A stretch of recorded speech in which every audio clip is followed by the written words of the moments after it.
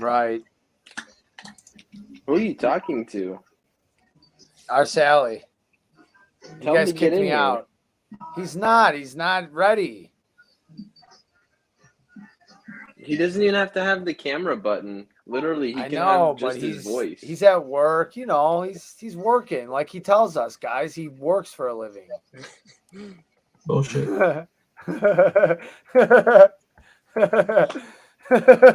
Tell him to stop working.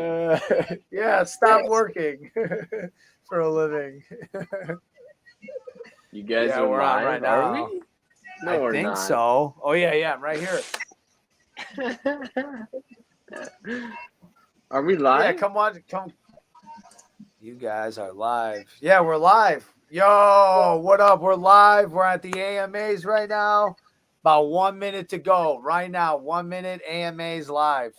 I think Jerry's gonna hook us up with the link. So Check it out. We're here on the Twitter Spaces. all right, cool. Hang on. I gotta get out of here. Are you sure we're live? Yeah, Zach said we're live. I think we're live. Yeah, and Jerry's got the screen up, so that's cool. That's Jerry, good. are we What are the comments? live or Where are what? the people at? Yeah, Do a it says we're cartwheel. live. No. Oh, bet. Frank, our short is popping All right, off. can you hear it? All right. First vid to break fine. Oh, I seen that fire. Okay. 500? We're gonna have to turn this on. Do a cartwheel right now. I got kicked. Who got kicked? Do a cartwheel How come right I now. can't hear you guys? Do a cartwheel right now. Jerry, I can't hear it. Okay. We'll kind of transition into Let's turn it up here. some kind of standard AMA with a few community updates and whatnot. Can you hear that? Yep. Some people on the stage later, but for this first half, we're definitely going to focus on Matt, one of the artists coming to be. Make sure you guys drop any comments. We'll be reading the chat. That I've been a fan for a while, so this is real exciting for me. Matt, are you with us? Yo, what's up? Yo, what's up? Hey, what's up, man? How are you? I'm amazing. I love that intro music you just played. I wish this was just like an old-timey radio station for the next hour, and you just maybe dropped like a quick tidbit about something we was listening to another song. That'd be excellent. But I'm great, and hey, what's up to everyone listening? Happy to be here. Thanks. Right on, man. The time to join us. I know the community always loves to hear from our artists who come on the platform. Hold on a second. I'm having a hard time with my AirPod. As it goes with AirPods. Can you hear me still? They're gonna I announce think a so, drop Zach. for this weekend. I think Probably. so with this Matt guy, Matt Gondek. So we We'll hear it. now, and I'm really excited to get this one going. We have almost the entirety of the BB community with us. On a different day, and a time we usually do these, so we kind of. Oh yeah, this is dope. Hell yeah. I'm managed for Exactly. the. Hey, you can call me BB Side. What's up, Reese? How are you doing? Jerry, Hello, can you mute Sam. who's on the stage? Just in time for this AMA. Fresh from it. Fresh from the dentist appointment. Can you confirm? Teeth are healthy. All right. Fantastic. All right. So, Matt, this has been a long time coming, in a way. Yeah, like 2 years? Yeah, almost 2 years ago, maybe? Yeah, absolutely. Now, I first became aware of your work maybe about, I want to say almost 10 years ago now. And this is a funny little tidbit. I'm not sure if you remember this, but I was visiting my boy Bernard down at a local streetwear skate shop called Hot Rod. Hot Rod. Yes, sir. And I rolled in and I was looking for some dunks and some of the new hats he put out. And he's like, "Hey, have you met Matt Gondek? He's a local artist. He's really cool." Like, "No, nice to meet you, man. But let me check out your stuff." And then I did when I got home, and I was like, "Holy shit, this stuff is amazing." So I from that moment on, shout out to Bernard for putting me on the Matt Gondek some years ago. That was kind of a cool little meeting that I got to have with you there at But I've seen you repping around in various photos and whatnot. No, totally. I mean, I moved to California maybe 8 or 9 years ago, and Bernard was like, he gave me my first shot here. Everyone listening, Hot Rod is like they're a shoe store. They're in what, West Hollywood? Westwood. Or what are they? Westwood. Thank you. But I moved here, and I had a friend who just took me there, showed me around, and I asked Bernard if I could have an art show there, and he's kind of the guy that gave me my first shot, like I said. So I'm not sure when you're talking about, but it was probably right when I first moved. Yeah, so that's if awesome. you had only moved here 8 or 9 years ago, then that's probably just what it was. Because I remember you seeing your piece in the store. Yeah, that was right when I moved here. That's amazing. And so since then, kind of bring us up to speed. Tell us a little bit about when you came to LA and then kind of what that journey looked like. Yeah, sure. So I've been doing art full time for a career for about 15 or 16 years now. And I got my start in, was a freelance digital illustrator for the music industry. So like pretty much any band that you'd see a t-shirt in Hot Topic, those were the people I worked with, right? Like all those metal bands and punk bands, they go on tour, they need merchandise. So I did t-shirt graphics forever. I always wanted to be like a serious artist or a fine artist or, someone who has art in galleries. People buy Jerry's video got cut out. just making artwork, putting a band name on it. Well, at least we got the audio. So I got it. I started painting a couple years ago, maybe about 10 years ago. Got Journey in the building. Let's go. What up, Journey? And I Let's go, Journey. and met some people. And then finally, I guess my career took a turn about 5 or 6 years ago. I did my first international show in Hong Kong. And since then, it's been a pretty cool ride. And what's cool now is like with NFTs and everything, within the last, 2 years, I'm able to kind of go back to the beginning of my career, which was a lot of digital work, which I gave up on at the time because no one was taking any of that seriously. No one was really collecting digital work, which is why V is awesome, why NFTs are great, So it's kind of my little story. Nice. And kind of tell us about. Oh yeah! Shout out to you, Jerry. Hell yeah. Journey. We got Your it. tweets here at the top so people can see your work. But tell us a little more about your style and how it developed and how the deconstructive pop artist Matt Gondek came to be. Yeah, what I do now, I mean, I've been drawing since I was a baby, and I would draw cartoons, and I got into really heavy into comic books in my teenage years, early 20s. So I was drawing a lot of just Spider-Man, Wolverine. I don't know where everyone's at. Well, back then they did, and I was just always been doing this. I did the freelance illustration, like I said, for a couple of years. Was me just coming up like a lot of like monsters and stuff, stuff like that age. I'm right here, bro. I'm coming for you. When I started painting, I didn't want to keep drawing monsters or anything because I kind of associated that with my digital work. I'm going to try something else. And like I said, I've always been drawing these characters forever.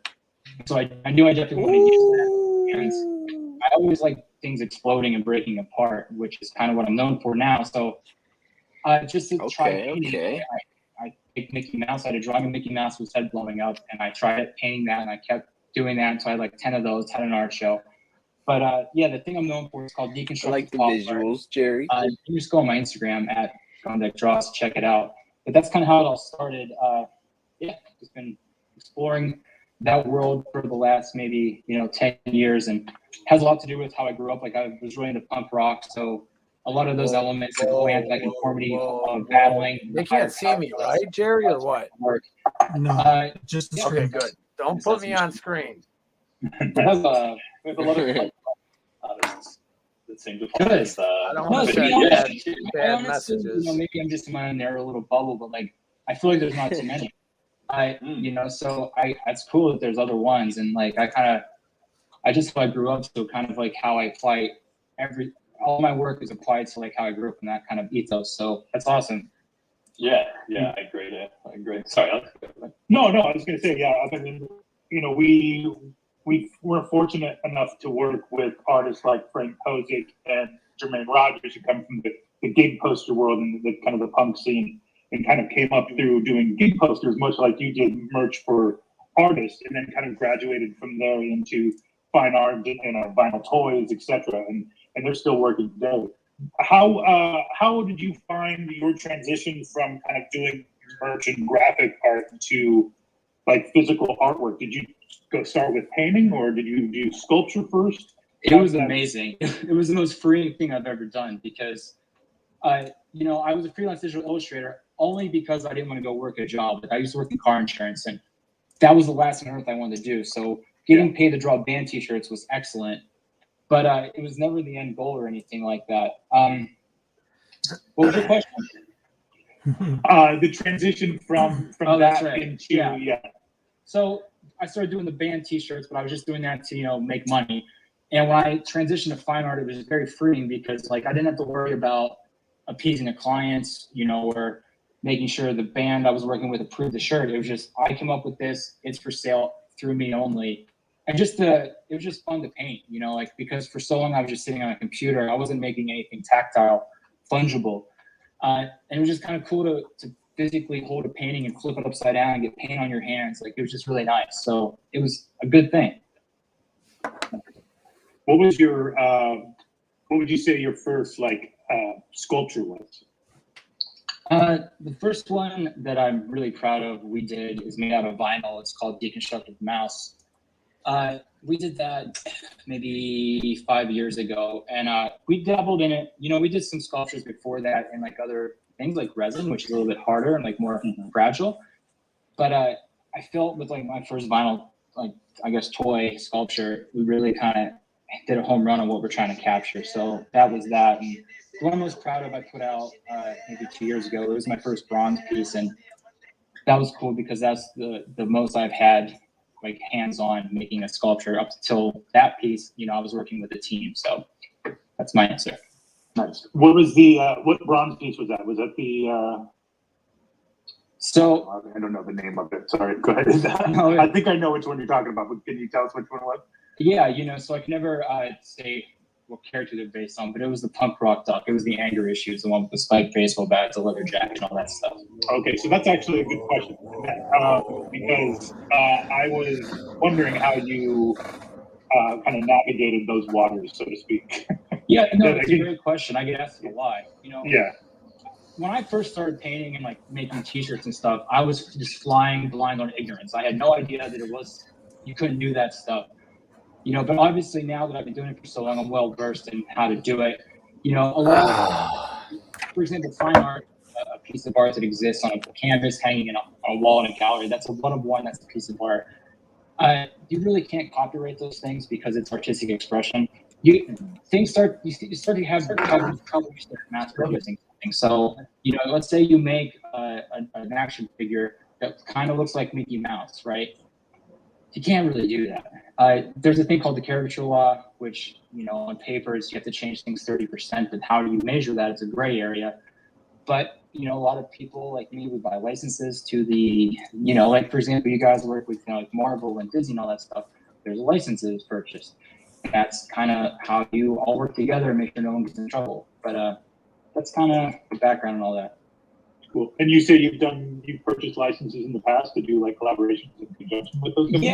Yeah. And okay. You know, to be quite honest, I have some difficulties only because I blow up the head. You know, you see a skull, and some companies view that as like, oh, they're dead, and we don't want our characters. So there are times, you know, I can't acquire something I want because of those reasons.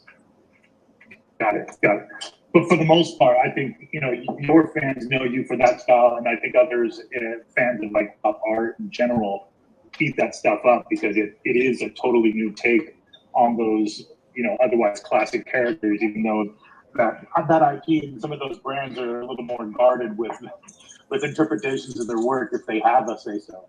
No, absolutely. Pop art's a super easy entry point for people to start acquiring and appreciating art because it's based off something they already know. You know, I'm not stupid. I knew that going in. I knew that by using these popular culture references, it was going to help me. But what point does that become a crutch in your career? But it is nice. I do reap the benefits of using pop culture stuff in my work. Awesome. So tell me how you then transitioned outside of that realm, given that that's kind of primarily what you're known for. What do you mean? In what regards? Like doing other forms that are not based on pop culture. Oh, got you. Yeah, you know, it's just honestly as an artist wanting to expand and try new things. You know, I love what I do, but I've been doing it for so long. this is a great transition to the project you and I are working on together, because it's not just a blowing up Bart Simpson or something. It's an original concept I came up with for specific reasons tailored to my life. And I was having a lot of difficulty trying to figure out how to make it in the physical world. We started talking. I figured this is an excellent opportunity for this idea. We can get into it if you want, or we can wait, or whatever you want. Yeah, we can get into it now. Yeah, it is. Your for those Fire. Matt does have an upcoming drop on Veve. I need to get my hands all over it for sure. And I think definitely. we'll let you just go into the story about the weapons rack, and I'll go ahead and tweet out an image so we can pin it to the top here. Oh, amazing. People are probably going to see it. Yeah. Yeah. The piece is called Weapons Rack. Basically, I'm not picking political sides or anything. It's just observation of my life. 2 years ago, when COVID really Yeah, it first drops on started, Saturday. I already got the tweet. The I live weapons in rack. Los Angeles, and it got really hairy down here. A lot of the businesses moved away. You started seeing a lot more crime in the area. You had people. That's not going to get the market to They would dump. stage protests in grocery stores because they'd all walk in without a mask on. It was just kind of hectic down here. And I think for the first time in a while, downtown Los Angeles has been like growing every year and getting better and more beautiful. And this was the first time that kind of staggered, and it was just kind of scary. And then immediately after that, Black Lives Matter happened, and everything that came with that. You had all this police brutality, and you had these people getting attacked. You had people organizing in the Saturday's streets. drop. Sometimes bad things Yeah, would happen there because Saturday's drop. there'd be somebody would attack somebody. There was a huge riot. Weapons rack? Oh, I love it. I've been talking about that. One of my friends included. The point is, It's all of this like, stuff think like about the safety, Purge. self-defense, offense. And Yeah. I don't own a gun, and I never wanted to, and it's just not for me. Whatever. So I started Palace boys. my head is called a weapons rack, and it's We basically a rack of noise. but it's all readily available things. Like, for That is example, fire. a baseball bat, a giant I like wrench, the a gold fire, set, bro. I need that. things that Oh, gold you set's know, the best, and obviously. it would just be readily available in the home for defense for anything you needed. And then I was like, well, that's kind of cool, but what if it was just like really shiny next and to my pretty Aston looking? So Martin. it was functional. It was functional Yep. and just easy About on to the flip eyes, mine. which is where the idea came from for the weapons rack. I sketched I already a lot had of two these people different undercut weapons me. racks, switching out Are you things. about to but stack weapons rack? what everyone's hopefully now seeing on Twitter No, not is the stack, idea but- we all landed on. I passed this to you It's guys. funny, You've been working on this I for a knew while the now. moment I listed mine that people would just go Yeah. below me. And then I ain't Super moving. amazing stuff. Like, just so everybody's aware, there's gonna be 4 colorways in blind box format of this weapons rack, and it's gonna make some showrooms really, really pop. So we're really looking forward to it. And this is just the first of a few drops I think we have planned over the coming months and years, hopefully, with Matt. And it's not only looks really cool, it's also a great statement piece, and to hear the story behind It's a it Negan bat. is pretty intense. It's I mean, it's I live in Los Angeles. Vegan bat. Test to some of those trying times when some of the That's a Vegan. protests were happening and some of the Are we live, Jerry? Yeah, we're Yes. live, bro. riots Oh my and God, riots I didn't know that. destroying stores Just during the just time. talking the whole the time. idea of self-defense without Can people hear guns me? is something that I Yeah, think a lot of people But we're have, listening. Oh, People are boy. listening. times at that time. All right, my bad. But very cool. So we have that pinned to the top there, everybody. good. If you want to take a look, that We're is engaging the dropping chat, bro. this They love it. Saturday at 8 a.m. Pacific. Do you know what a Negan bat is, Frank? No, no. We got some other good stuff coming this week. Where's Obviously, we'll put the blog article out soon, and we'll have some That's other the goodies Negan bat. that will drop.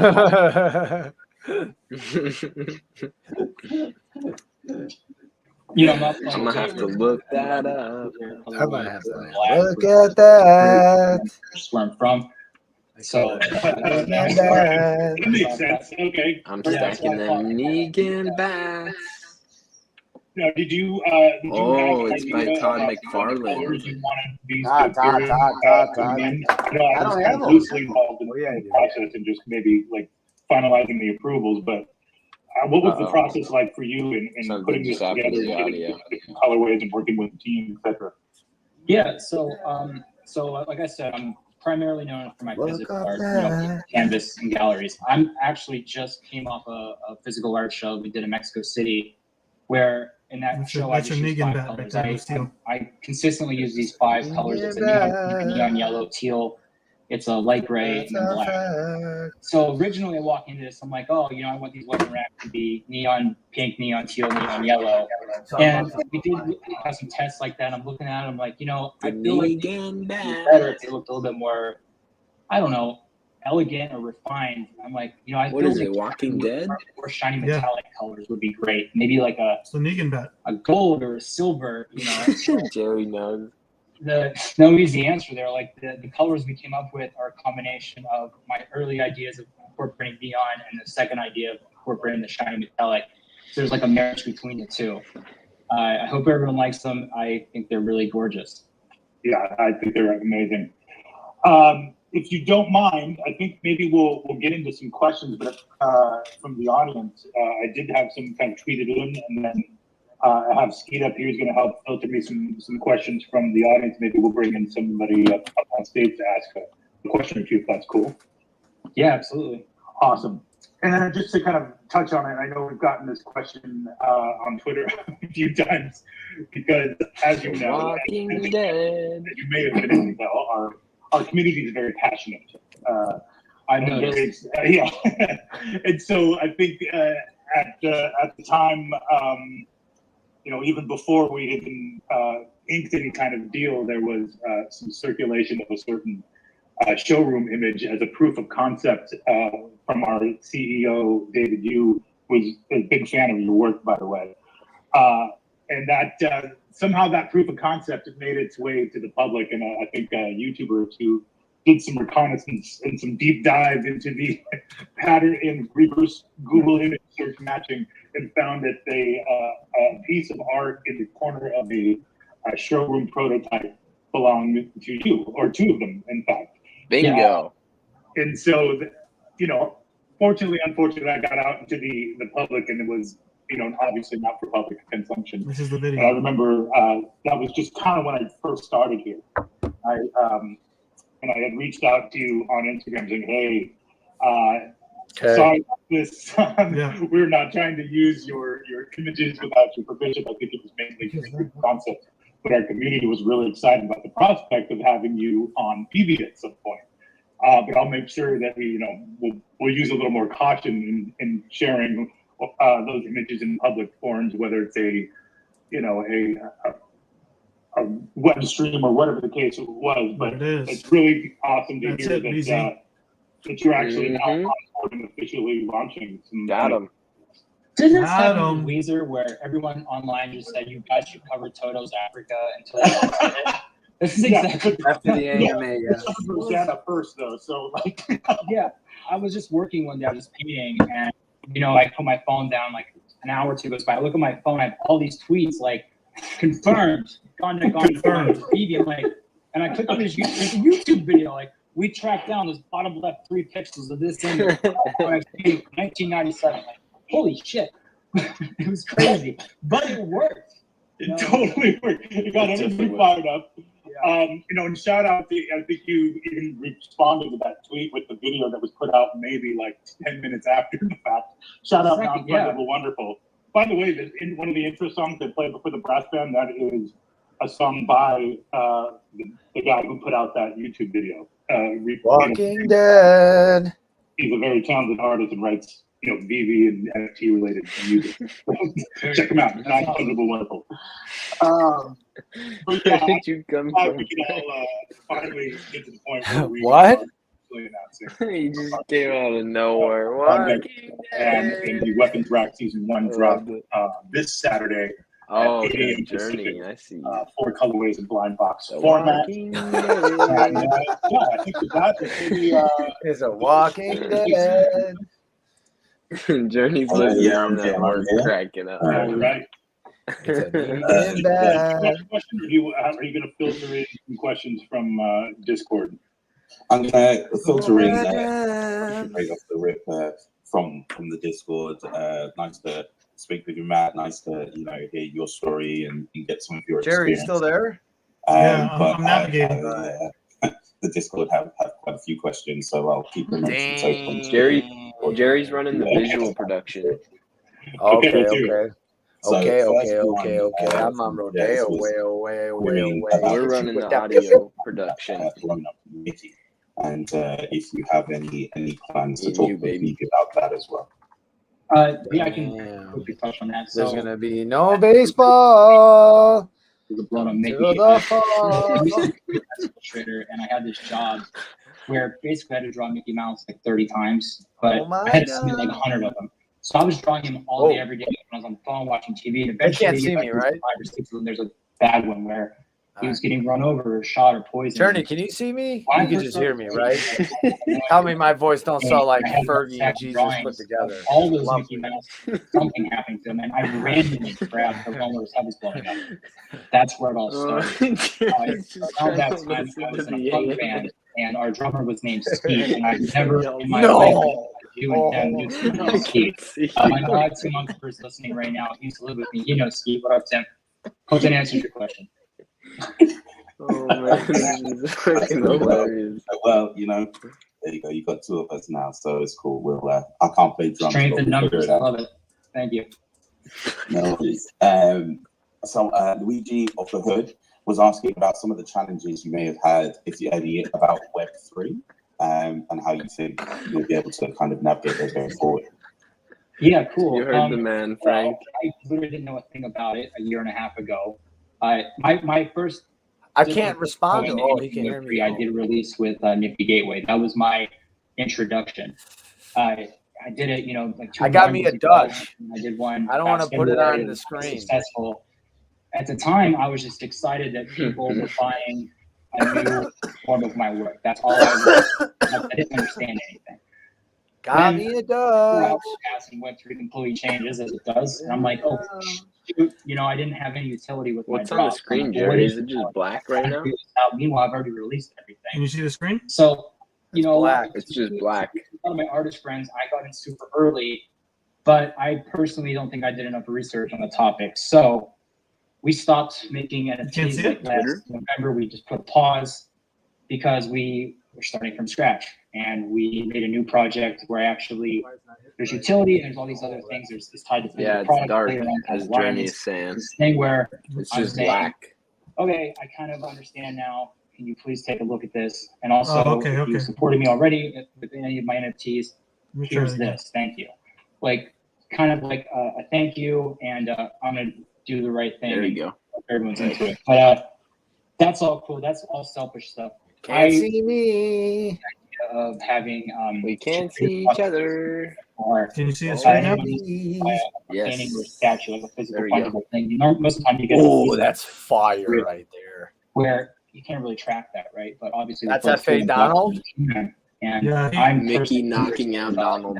F.A. Donald. F.A. Donald. That answered your question super long. F.A. Guns. Perfect. Thank you. F.A. Pikachu too. Do you have another one, or can we bounce it to the audience quickly? Yeah, go to the audience. I'll clamor a couple more. All good, but thank you very much. Yeah. Okay. ONW, do you have a question for Matt? You're on mute. ONW. Hey, how are you, Matt? Welcome to the Veve fam. What up? Just wanted to figure out one thing. I know that you said that you started with digital work. Look at these boys. 90% of your work does start as digital, but you do love that natural feel of painting on texture. Do you think that you'll be making more NFTs in the future and leaning off of the physical work, or what do you think that balance is going to end up being in the future? Okay, Yeah. so I just Yo, ago.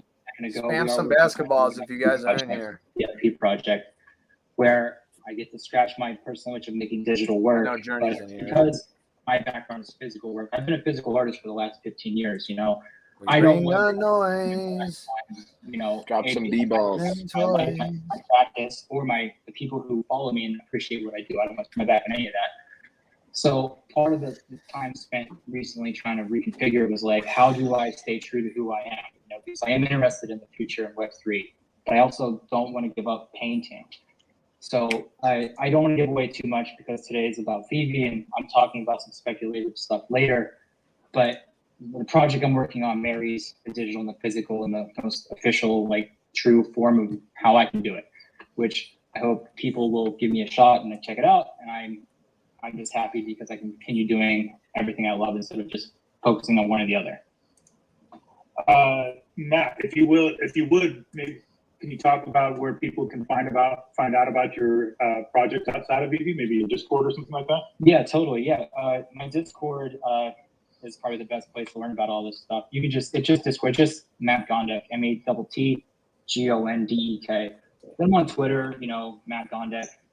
Instagram is Gondek Draws. Those are usually the main places, but I recommend Discord just because, again, shout out to Tim. I don't know if Brian's in here, Andy, Audrey, my team. We're in there like all day just making sure everyone's getting taken care of. Awesome. Right on. All right. Hell yeah. Move on to Edwin. Edwin, do you have a question for Matt? I just wanted to say, Matt, like I checked out your work. It's amazing. I actually have a question to either Alex or Reese. Stay up here then. Let's hold on until after we wrap up with Matt. And I'll bring you up, okay? All right, cool. Skeet, let's go back to you for the Discord and Twitter. Good, shut down. Okay. So I'm not sure how familiar you are with some of the platform there, Matt, but I've got one from Matthew Lambie who's saying, if your home was surrounded by serial killers, labbits, myrmecornos, which weapon from your rack would you choose and which color? I know a few of those things are. I'm always going to go with the spike baseball bat. It's my favorite thing on earth, so it's always going to be that one. There's a standalone piece, a physical piece that is the spike baseball bat as well, isn't there? Yeah, I always do a couple of physical spike baseball bats for my, art exhibits. I like that to be the first thing people see when they walk in. It kind of is a metaphor for my whole punk rock destruction kind of vibe. So yeah, awesome, right on.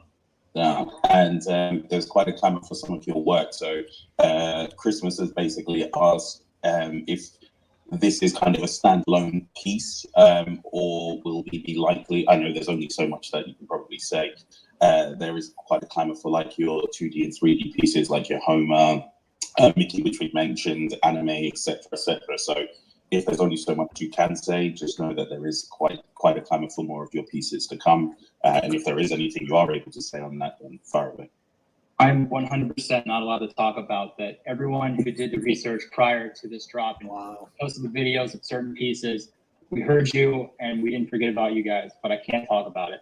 Oh, there That's we go. understandable. Yep. Confirmed. What does that mean? Yeah, basically. That means we're getting that part from Oh, okay. You got a few more, we're good. That painting we were talking about the other night. Gotcha. I have two more from Discord if you got some time. With the Simpsons. Oh, okay. Thanks. Yeah, we got it right here. We just No problem. So we have someone named. Nice. I want to make sure I get this name correctly. Well, in the meantime, I'll get back to the name. They would like to know when we go over to Immutable X, it's 1 MTL. 1 MTL X. If we go over to Immutable X, once that migration is complete, will you be considering allowing your NFTs on Veve off of the Veve platform? Good question. We're to be honest with you, we're still talking about that. There's still a couple of days before the drop. We're still trying to figure everything out, nail out the last pieces. So I can't answer yes or no to that. I don't have an answer yet. No worries. Thanks, bud. Okay, is that it? W, anymore? Wow. Yeah, that's pretty much the heap of it. Okay, great. Looks like some of the questions I had have already basically been answered. Different formats. How has your views of NFTs changed over the past year or so? Is that for me? Yes. Yeah, I just looked at it as another way to put artwork out into the world. Like I'm looking at it selfishly from an artist, I am an artist. Oh, cool. Here's a way that I can put out work that more people are going to see my stuff. How my views have changed is word, I hate just saying that the garbage umbrella term, utility. I understand how you can use an NFT to do so much more. It can be like a key basically to these other experiences and other things. And it's part of like a club, you know, I think that's really cool. And I couldn't really ever do that with anything else I've ever done. So that's really my favorite thing, most interesting thing. Awesome. Just on go ahead. on that note. Yeah. I'm just looking at through your Instagram profile as well, Matt, and seeing quite a lot of murals and walls that you've painted. Were you kind of doing that sort of work before the digital creation, like in your early career, or has that come? No. Yeah, it was straight digital the first, 5, 6, 7 years. I'll be honest with you. I always, since like a kid, I like comic books and I like street art and murals and stuff. And I was always just like so impressed by the people that can go do that, like Greg Mike, who's listening. But to be quite honest, when I started painting canvases, I was like, well, I always wanted to paint a mural. I'm going to go figure out how to do that. So it all came at the same time. And it's great because like it's a good reason to travel. It's a good reason to be outside with your friends. Like I'm almost 40 and like it's not quite often I call up a bunch of friends and say, let's go play hacky sack in the park, but let's go paint a mural. It's a reason for us all to get together and have fun. For sure. And I mean, as you just said, it's a great way to put your work out into the world as well. On that note, do you have a favorite mural? Is there a particular piece that you've done that stands out? Yeah. I have a mural called Deconstructed Homer. And that was the reason why it's my favorite is that it's my Frank, first you see mural. this coming? Yeah, I see it. It's like 5 Hell feet yeah. tall. Let's drive our With ribbons. a tiny little brush, like the wrong way to do a mural. But it was like I'm like, yeah, I'm outside painting. This is exactly what I wanted. I felt so good about it. It's like when I see photos of that, it just brings back this like really electric, great feeling I had at the time. So that's why it's my favorite. Nice. That's awesome. He's got some amazing How art. did you learn how to then scale those pieces, larger, like with different techniques? Do you have like a close projector? Okay. All right. Yeah, quick, easy way for an artist to scale their work. When I was starting out, I didn't know anything about any technique skill, so I used projector and I got started to kind of trace everything on the wall. There's all these other tricks. There's a thing called the grid method where you basically just draw a bunch of squiggles all over the wall, and then you can use this app to kind of line up your sketch with squiggles. A lot of artists use that. Obviously, you can sketch it, but the problem with that is because it's so big and you're so close to the wall, you have to go up a ladder, do a little bit, get off the ladder, go back 20 feet. It's quite tedious. Projector's the answer. Shout out to Bamboo from Pittsburgh. I see you listening. Nice. All right. Looks like we have another person from the audience with a question. Hello, Claire. Hello. Oh boy.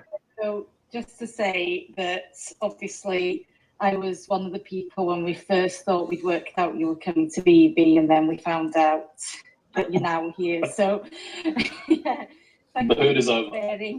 Yeah, thank you for bearing with us as the community because we do get a bit bloodthirsty. So we haven't scared you off, so that's a good thing. I'm still here. But I mean, my journey with Veve is obviously when you see the IPs, you understand who Batman is, you understand what Superman is. But I've discovered this newfound love for art and artists. And then it also develops into kind of wanting to buy the physical versions from the artists as well.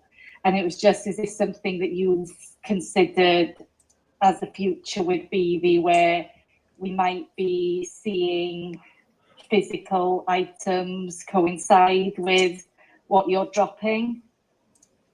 I'm literally not trying to give any hints here, but that's always an option. Like I come from a physical world, so I always kind of, without thinking, I always go that direction, physical first. So yeah, it's always a possibility.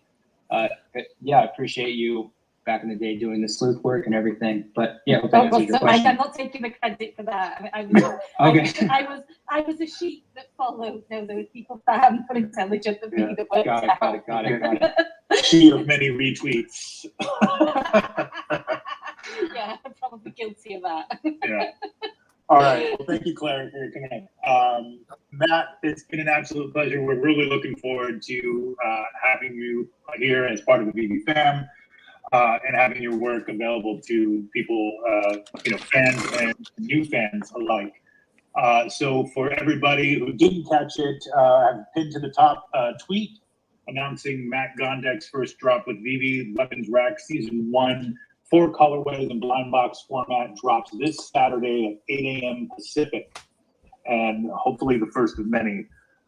Matt, any parting words or anything else you want to talk about as far as your other projects or anything like that?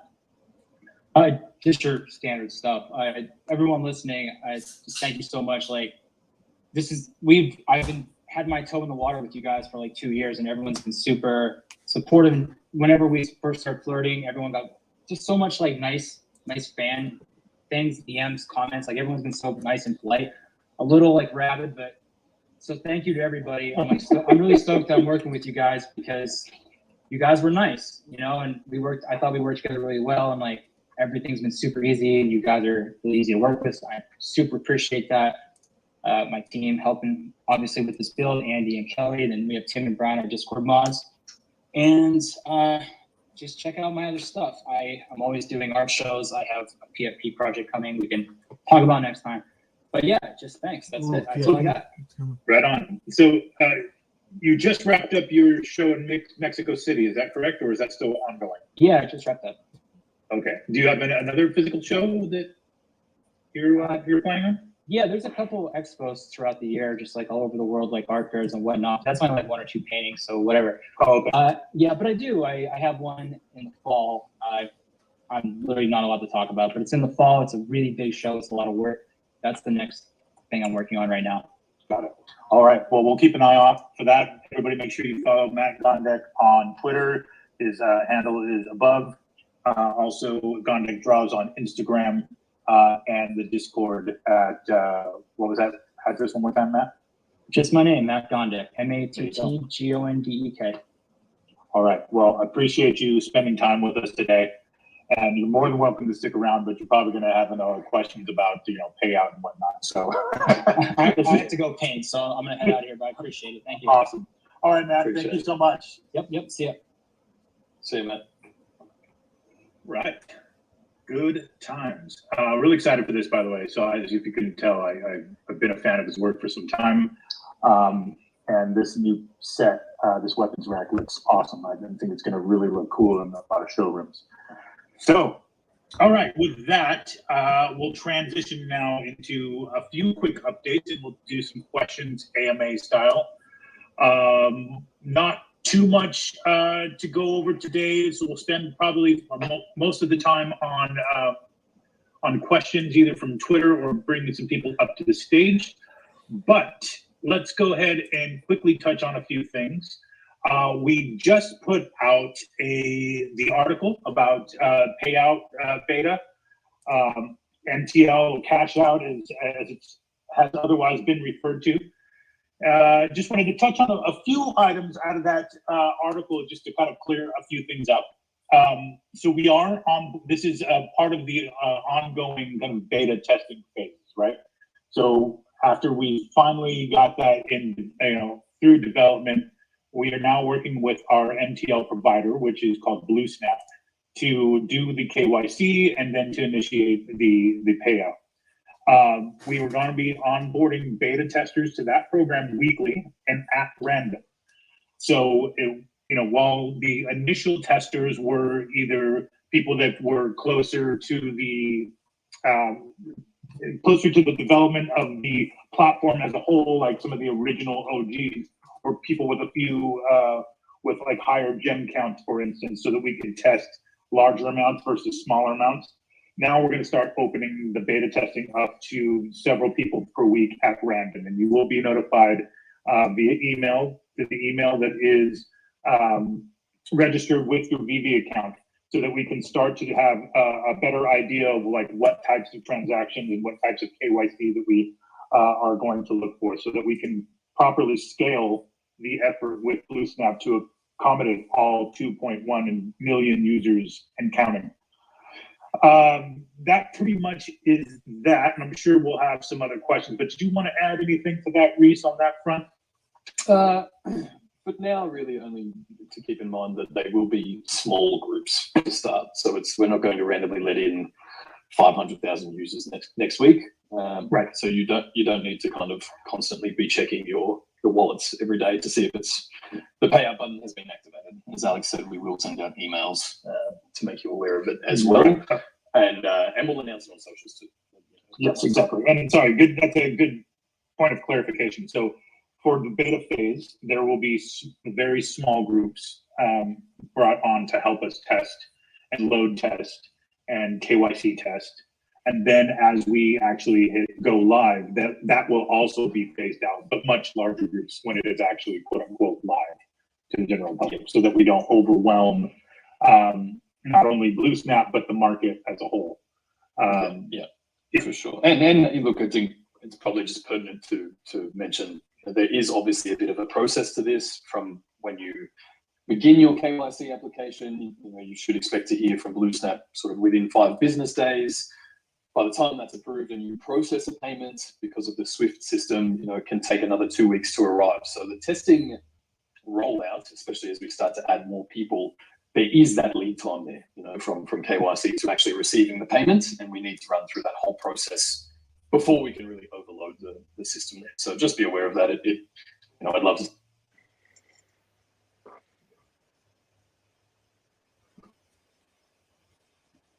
Did he get rugged? Let me jump back in. Rip. We got a demo of it yesterday, and it is looking good. So essentially what the web platform is, for everybody who's not aware, platform is that it is the essentially the web-facing interface of the current version of the app. So instead of scrolling through the app on your phone, you will be able to use a very similar experience on the web. So looking through, all of the collections, drops, marketplace, showrooms, etc.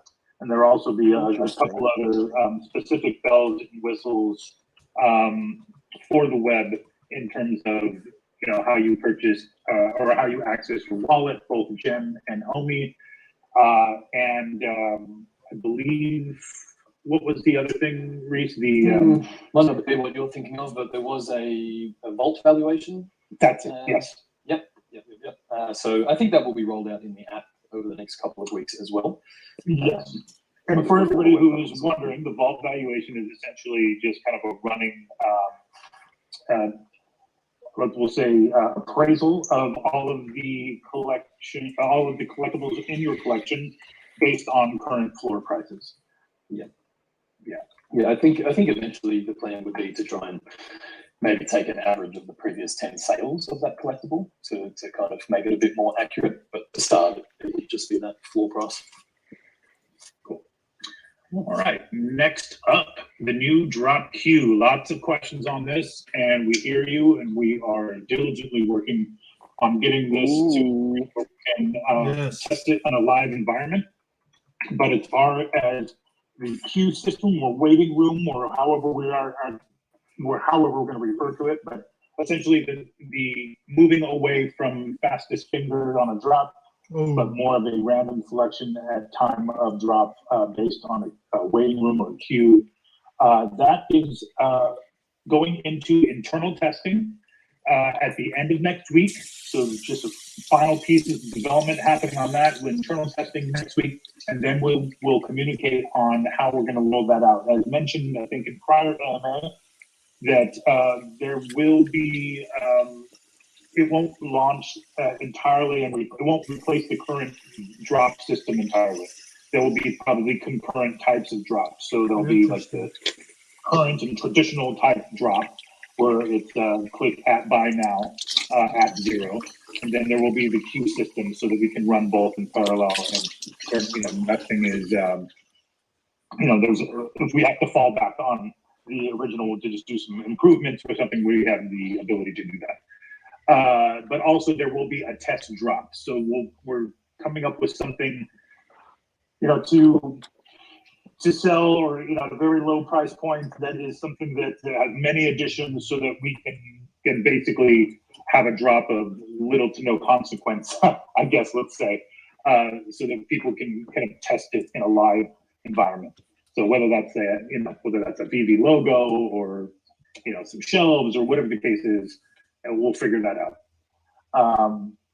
But yeah, so that's the latest on that. Reese, do you want to go over some Ecomi updates? Yeah, nothing has really changed on that front just yet. So I know a lot of people are asking about or waiting for the bridge to move from layer 2, the Veve app, back to layer 1, which would be exchanges or your own wallets. Now, the original plan was to open our own bridge, but there's been a few bugs on the IMX side that we have been waiting for their dev to iron out. And I think the quicker implementation of that will actually be to use their bridge through the IMX marketplace. Now, it's not available yet. Same thing, we're still waiting. I'm waiting on confirmation that those things have been fixed, at which point I will release instructions on how to use their interface to bridge. And then once they've implemented those changes, we can open house. But I think theirs will be open first. But look, for most people, it probably won't affect you if you move tokens to the Veve app. Presumably your intention was to use them in the app, and none of that has changed. So hopefully it's not affecting too many people. But as soon as I get the go-ahead from all the development team, I will release some instructions on that. In the meantime, I would strongly advise against trying to use it, just in case you lose your tokens somewhere in the Netherlands of crypto, basically. And then the second update, OKX and Gate.io, I still have not heard back from. I've been pinging OKX every single day as to when their devs will open trading and withdrawals again. Still have no update there. And Gate.io, same deal. I'm waiting to hear back from their development team as to when they'll reactivate those. But as soon as I have information on that, I'll post it in our announcement channels and on socials and all the rest. But really, I think that kind of wraps up the quickest updates we need to cover. Okay, great. We're gonna do a little more Q&A this time. I have some from Twitter that I'll go over, and then hey Noah, are you there? Noah, are you? Noah. Yes. Here. Hey Noah, what's up? Noah. Hey, good to hear from you. Shout out Noah, everybody who is running the show from the Veve handle today. Do you mind helping us bring up some people on stage while I go through some of these Twitter questions? Yeah, absolutely. Perfect. Okay, so let's move into a couple of these questions from Twitter. Fernando asks, the heavy server load failures make it almost impossible to hit something when you're not in North America. Will there be regional drops, and will there be a big drop with leftover comics and collectibles? Okay, so let's one by one here. Heavy server load, I believe you're referring to the error message that appeared for several users in weeks prior. I think we finally have nailed that down, and it was basically just a display, an alert display error, as opposed to something wrong with the app or the actual server load. So that has since been resolved, and it shouldn't really affect the fact that where you are in the world, be affected by where you are in the world. Everybody essentially has the same chance of a drop. I know that is up for debate in many of the community circles, but that's the only reason I get asked this all the time, like why is it fair that so many people in the US hit drops and then people elsewhere in the world don't? Well, for one, 70%, if not more, of our user base is in the United States. So it's just kind of a pure numbers thing. There's no real mechanism or anything that makes it more fair for people in the US to get drops than over other people in the world. Now, does your internet connection speed, phone processor and things like that have a little bit to do with it? Probably. But I think once we move to the queue system, that should be kind of moot, right? So essentially it'll be chosen at random once you're in the queue for any given drop. Will there be regional drops? I think generally we are aiming to be a global company, right? So any of our drops will be available globally. There may or may not be something that is specific to a specific region if we don't have the license. And they want to drop something, but I don't really foresee that happening, and that's probably more of a David question. So I will pose that to him, and hopefully, I have an answer for that. But I don't anticipate that being the case. Yeah, just on that, and I think a lot of people would probably know, as an example, the Cartoon Network license. When we first started releasing that content, the license that we acquired only allowed us to release that in China, I think from memory. But then the marketplace is open for anyone to trade and make their purchases. So, as you said, the intention is definitely for most of our licenses to be available globally. However, the IPs themselves will be more region specific. We will definitely open different verticals that are more specific to the Asian region, or Little Prince for the French audience and Europeans, things like that. So yeah, Chili Fantasy we just launched for the Taiwanese, famous in Taiwan and elsewhere, but obviously specifically for that region, although available globally. Yeah, and I mean, what a great way to learn about new brands, new fandoms as well. Yeah, making them available globally. So there's that. Was there one more part to that question, Alex? Yes. Will there be a big drop with leftover collectibles in comics? And I'm not sure I understand this. I assume you mean. Oh, actually, I don't. I don't know what you say. We sell out every drop. If you're talking about the holdbacks, that is those go to a combination of the licensors and the applicable artists, and then archive, as well as a pool of giveaways. Now, on the giveaway tip, we are now going to be ramping up our giveaway program again. I think maybe last giveaway we did in earnest was the 12 Days of Christmas, and I think we just had to take a short break because it is a little bit labor intensive the way we have it set up. But now we're going to look to really get some of the kind of holdbacks back into the community, and we'll look at the cadence. But hopefully, every 2 to 4 weeks we'll be doing another set of drops. So for anything that you may have missed or don't want to spend on in the market, we will have those opportunities to give those away back to the community. So keep an eye on that. We'll have information in the coming days, or hopefully before next week, about what our next giveaway is going to be. All right. Let's go back to Edwin, who's on stage. What's up, Edwin? Yeah, I just wanted to ask, with the Aston Martin secret rares being drivable, just on the optic level, for all the DeLorean holders, at least I was under the impression that the feature just wasn't ready. So if it's ready for the Aston Martin, what makes it not ready for the DeLorean? It's not. Sorry. I was just going to say, dropped quite a while ago. Sorry. Go ahead. Reese, go. Yeah. It wasn't ready when the DeLorean first dropped.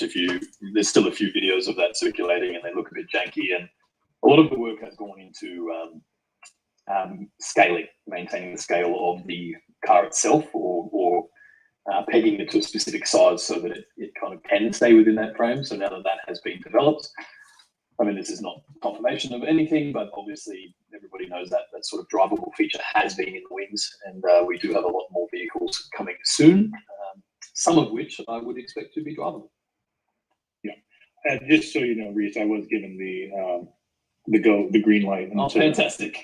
Yeah, so the DeLorean will be drivable. The reason why the Aston Martin came out first is because of the nature of that drop and how ultra premium it was.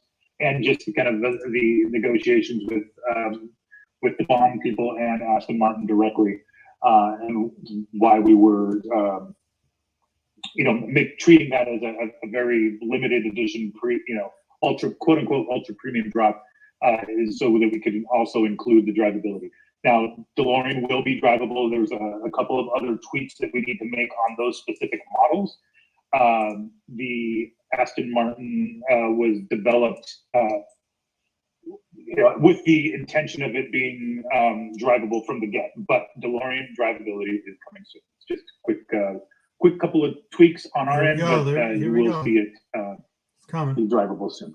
I think we just lost everybody to the market. Let's go. Go to the market. Thanks for all the hard work. Appreciate you guys. Yeah, thanks, Evan.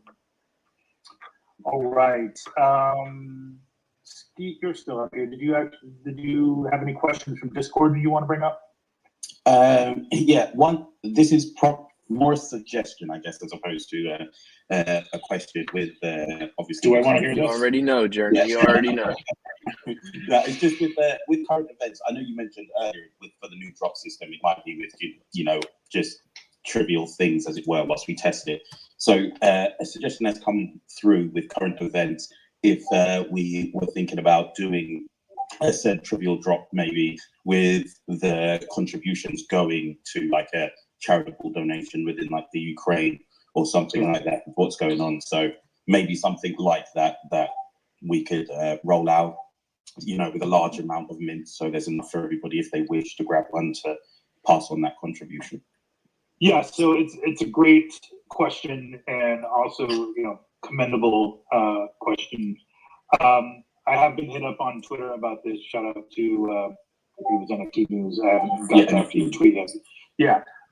So there's a lot of complexity around how we would do that.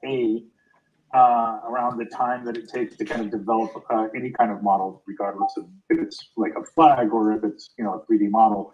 For the collectible drops, those are usually in development for 2 to 3 months. Now I hope, God willing, that this conflict does not last that long, but where we would need to still do that in 2 to 3 months time. But I'm trying to figure out what else we have at our disposal to try to give back in some way. Also, I need to, there's also the complexity of, Apple and Android taking 30% off the top, and that would just be kind of, unfortunate, I guess, if we were doing something on that level for charity. So we may need to, we're talking about it internally, and we are thinking about ways in which we can do something, drop-wise or collectible-wise, that we could give a portion, if not all, the proceeds to relief efforts. So stay tuned for that. I just don't have an update on it, and I didn't have an official position as Veve to talk about it from my personal Twitter. But know that we are looking at all options for charitable giving for in the future in general, but also for this particular world event. Perfect. You covered off a few. There was obviously a lot of clamor for the DeLorean, so I know a lot of people will be happy about that information. Yes. And another one is because more recently, obviously, we had a bit of a madness go on with the auction. So some people are asking about, is there going to be a feature whereby it kind of stops runaway bids? Like if you don't have the funds to make a bid, and it was pressed, I think, in an article a while back that it was going to take some of your funds to place a bid. So I've had a few go back to that. Let's do that. Yeah, so that stuff is still, unfortunately, in development. There's nothing we can do like immediately kind of to stop that, unfortunately. But we are looking at ways to, as you mentioned, put, it must hold the funds in order to place the bid at that amount. We are looking at, perhaps a 3-strike rule. I know somebody actually from Twitter was asking if we can ban people that repeat offenders on this, because typically if you don't pay for an option, you're then locked out of the marketplace for 3 days. But I don't know whether they're just trolls or there are. If you don't pay it once, you're locked out for 3 days. If you don't pay again, I think it's so the 3 days the second time, or 7 days, and any repeat offenders just end up restricted. So there are deterrents there. And I know the option you're talking about, and I think it really just became a bit of a community meme when it went, everyone was bidding 10 cents over $10 million. So, in that instance, obviously, I don't think anyone was making a serious bid, but ordinarily there are already deterrents in place there. The problem with forcing you to have the gems before placing a bid is that if you don't win the auction and you've just preloaded X amount of gems, then people demand a refund from us or something like that. So there was early talk about like an escrow fund. You might at least holding 10 gems or 20 gems out of, you have to have at least that to place a bid. for example, and then if you don't pay for it, then the seller might get that escrowed amount or something like that. But really, after we implemented those original deterrents, the restriction of accounts and things like that, we haven't seen the games and the problems that we really saw in the early days. So I think we're just kind of sitting tentatively on implementing something like that at the moment. Okay, great.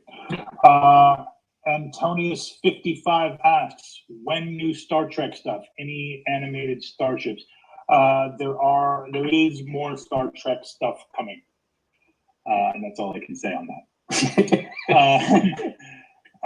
Let's see. Stefan asks, is it possible to do a blind box drop and after the item is bought, you can decide yourself whether to open it? And that's yes and no. It depends. There might be a specific type of drop in which we kind of enable that feature, but that would be like an entire new vertical that wouldn't be for like blind box functionality across the board.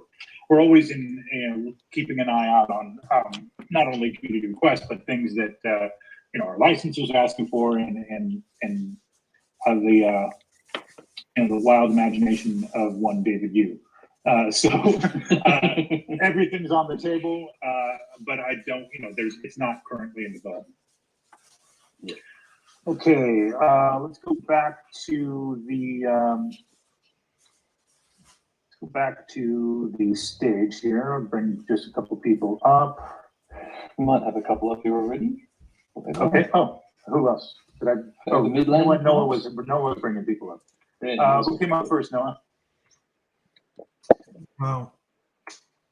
I think it was Forever Midlane. Yeah. Hey, Forever. How are you? Hey guys, good evening. First of all, I really want to thank you for giving me the mic and finally ask something here in this space. I have two simple questions, and it's just that I'm really curious about the comics involved, because if I remember good, I think that you guys say something that you were in the last steps in the AMA of January. So I was really curious about it.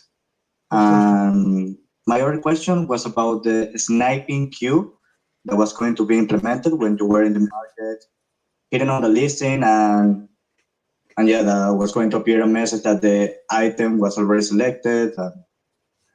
Okay, yeah. So let me quickly. The first question was about comics in showroom. Is that what you're asking? Yeah, exactly. Yeah, okay, and then the second question was about item reservation in the market, like post-drop, sniping, yeah. etc. Okay, great. Comics in showroom. Yes, it is getting closer. We are, I hate to give timelines, but mere weeks away from this finally coming to fruition. There's a few tweaks that need to be made from technical standpoint in terms of the amount of load that it puts on the showroom. As some of you know, that some of the heavier collectibles tend to slow down your showroom, if not crash. We're always working on those types of things, and we appreciate any reporting you can give us on that when it happens to you and the specific collectible that crashed your showroom. So please file a support ticket or hit somebody up on the Discord channel, get help or something like that, and we log all of those. But the comics in the showroom are contingent on that because it is a different type of collectible. We've had to kind of refactor how those covers appear in that environment because they weren't originally meant for that environment. So just to make sure everything's optimized and running smoothly, we can start to kind of roll that out. But they won't be readable in your showroom. You'll just be able to, place the covers as, murals on your walls, for instance. The second question, market sniping. Yes, so there's an update coming. I believe it didn't make it into this last update, but the future update will have essentially when you click on an item first, it'll say that this item is currently under reservation, as opposed to trying to buy it and saying just missed it. It'll kind of give you the ability to move on quickly especially like at post drop when the market just opens and everybody's trying to get in and snap up a bunch of things. There's also some additional security patches coming that we should slow down, if not deter altogether, any sniping bots, etc. We're aware of them, and we are reporting when it comes to suspicious activity. But again, want to reiterate that a lot of what I look into when people send me either on Twitter or into Discord are just kind of private profiles that buy them off the market and are flipping them. That's just kind of their MO, their business model, or whatever you want to call it. But there are those cases that, with more information, the better, that we can look into and see that they are, engaging in some nefarious activity, and we disable those accounts as soon as we perform that investigation. So, yes, thank you very much. Perfect. Just on that note, can I just say a big thank you to everybody in the fam that has been providing that information to us. It definitely makes our lives easier. If people aren't aware of it yet, there is a bot reports channel in the VV Discord. So if you do have conversations with anyone who's trying to sell you a bot or botted collectibles or anything of that nature, please try to collect as many details as you can and provide them to us so that we can investigate it properly. But we really appreciate all of the help that we've had so far. It goes a very long way into helping us to cut this kind of stuff out. Okay, on a similar topic, Nick asks, hi, Nick in Hawaii. Can Veve do something about someone putting up walls to try to control buying in the market? Maybe only allow 2 or 3 at a time to prevent it. So this is an interesting question. This is a kind of a philosophical thing that we need to, think about a little more. Technically that is not against the rules. There are people who like to own as many of a collectible as possible and may just choose to decide or choose to list multiples at a specific price. I think it's more annoying for the community than anything, than it being against the rules. Obviously, we look into all of those, and if it is somebody proven to be, a bot or using nefarious means to acquire those collectibles, then we'll do something about it. But in terms of just somebody coming in and buying as many as they want and listing all of them, same thing with eBay. That's not against the rules. Now, should we consider, the amount you can list in any given period? Perhaps, but again, that conversation internally is ongoing. Yeah. Go ahead. Yeah, but personally, I don't think that we should. That's kind of my opinion. It's a marketplace. If you have purchased these items legitimately, who are we to tell you that you can't sell them? I'm as surprised as anyone that we are seeing sell walls in collectibles. I don't think that's ever happened in the physical collectible market. I'm not sure that it happens too much outside of VV, but really over the long term, it's the same as in crypto. This is distribution, right? If there's a sell wall there at a certain price, those collectibles go into the hands of somebody else and out of the hands of that singular person. So over the long term, I actually think it's quite a healthy thing. And I have always held the belief that it's a free market, and the free market will decide on those prices and that demand. Yeah, exactly. And then that is, therein lies the philosophical rub. So those questions we ask ourselves as well, but understand that, like as Reese mentioned, it is a free market, and I think they're just kind of more annoying to some people than they are against the rules, or rather against the spirit of a free market. So hopefully that helps answer the question. I know it doesn't specifically answer it, but that's kind of generally where our thinking is on it. Let's see. Let's go back to the stage. Let's see. OGW, I think. Gorilla OGW. Hello. Yeah. Thank you for having me up. Just a quick one on the bot situation. First off, everyone, we've got to thank the bots. They do drop comics at very low prices, so just remember that. But I was just going to ask, when the MCP is bought in, obviously you can earn points just through things like liking the feed and things like that. So would you consider implementing something where you've got to have a very minimal amount of MCP points, like say 5, just to go for drops, which would maybe limit the bot interaction? Like, 'cause it wouldn't really be a barrier to entry because anyone can get a very small amount of MCP points. That's question one. And the other very quick question is in regards to the app security.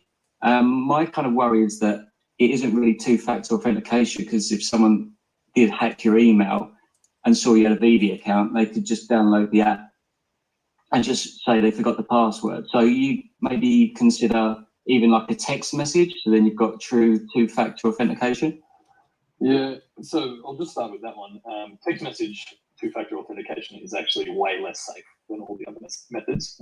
SIM swaps are pretty common these days. If someone has your phone or email or anything like that, it's really not as robust a security measure as people think. So, look, we are absolutely looking to add more 2FA types, like the Google Authenticator and things like that. But I'll just reiterate at this point how important it is to maintain your personal security. That means changing passwords regularly, using strong passwords or a password manager for all of your assets and accounts, not just for Veve. So that onus to maintain personal security of your passwords is on you. But of course, we will look to continue to implement other forms of 2FA. The email is just the most ubiquitous. It's easy to understand. If you're not crypto native, you probably don't use Google Authenticator, or maybe don't use it very often.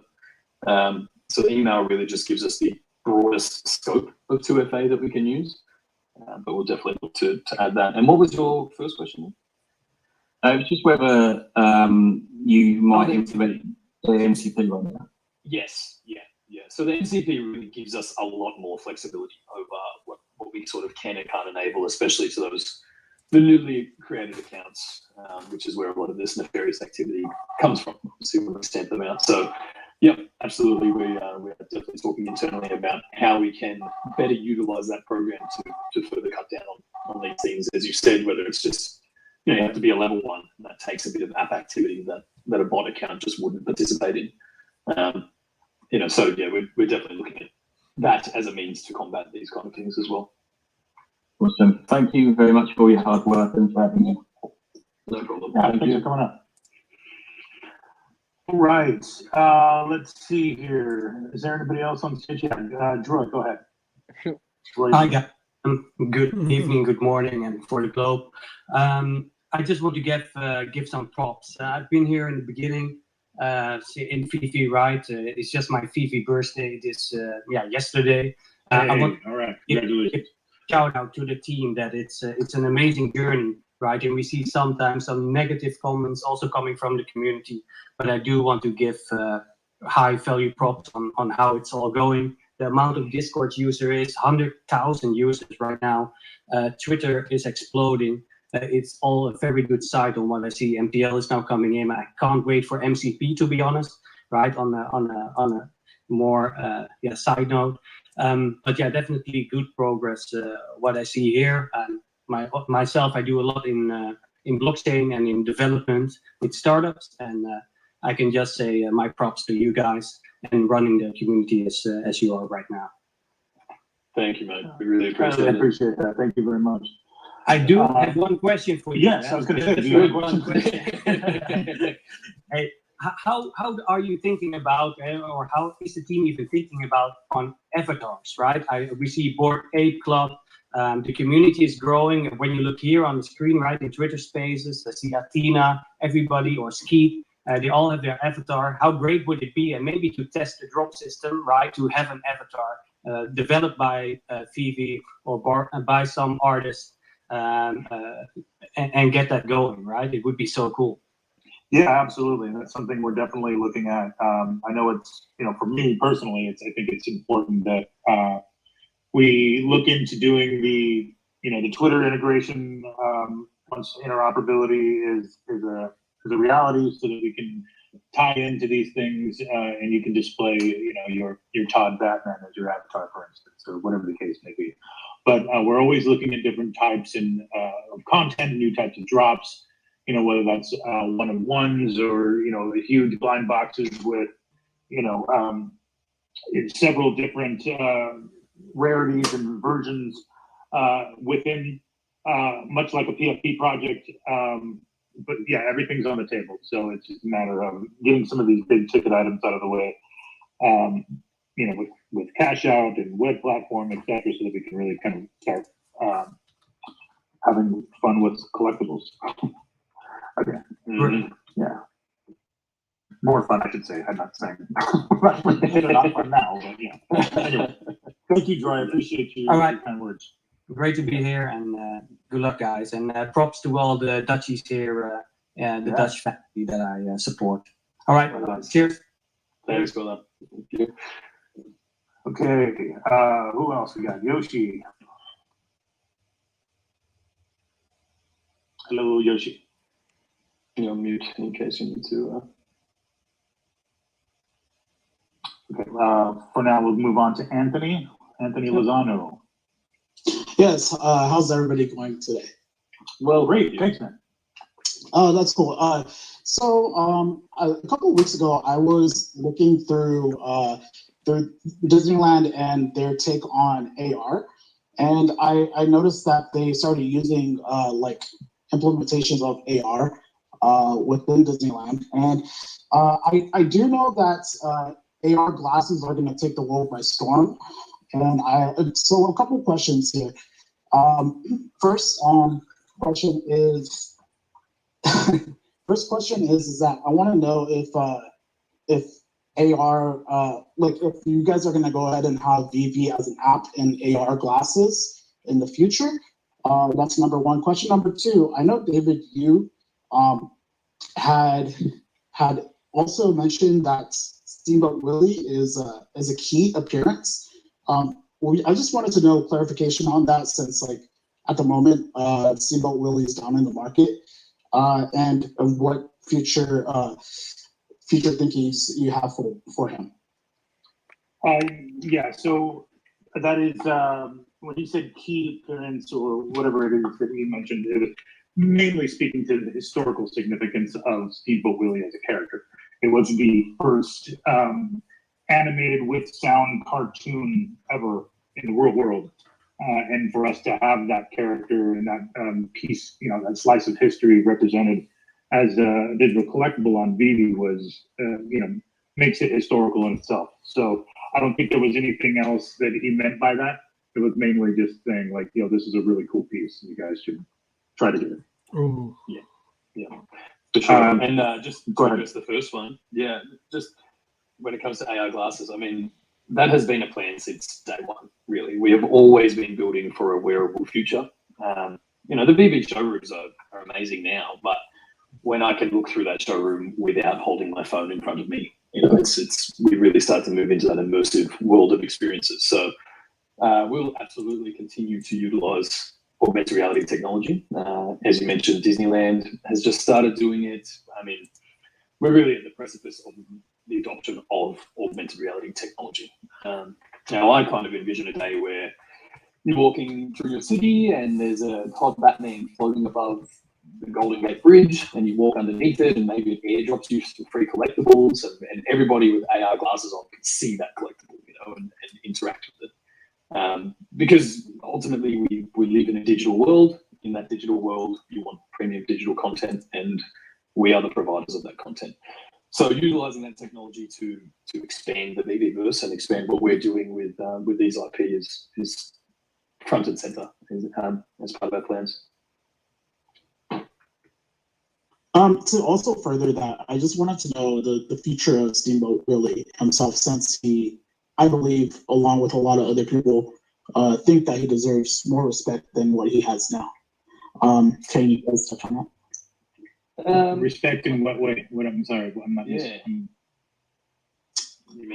he's down in the market, and because I know in the one of the recent articles that you guys brought out, it kind of like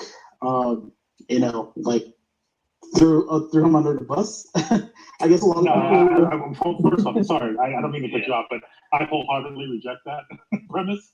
We did not throw him under the bus. He never had a tag, and the fact that he wasn't given a tag after did not mean we were throwing him under the bus. it was the first appearance of Mickey is Walt and Mickey partner statue, and the first edition lenticular card was labeled as such for a reason, because it's first edition lenticular card. It's a, whether or not you believe that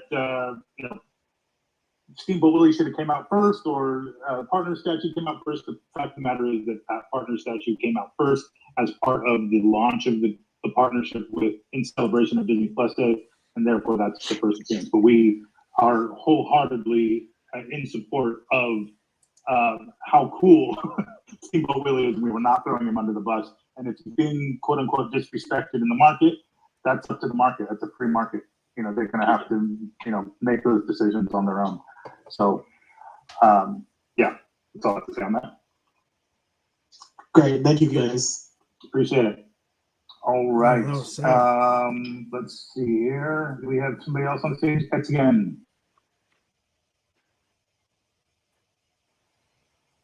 If it's not there, then OMW's got a hand up. Oh, yeah, there you go. Hey, what's up, guys?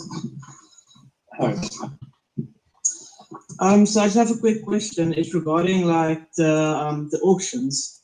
So every time we scroll on the auction and there's like you have to go into an NFT, it goes back to like all the way like to the top. So it gets to the point like we have to think like, do you really want to enter to check like what's the bids and stuff because it's gonna go like back up? Is there any way of just like going in and out and staying on the same spot? That's a good note. I will take that down and send it to the devs. I appreciate that. That seems like it would be inconvenient at best. So let me, I'll take that note and send it to the devs. Yeah, I would definitely appreciate it because like it is a thing where it's like kind of like, oh shit, like I have to go all the way back now. It's a pain. Instead of just continuing, it's just loading every time you scroll down, loading. So yeah, got it. Okay.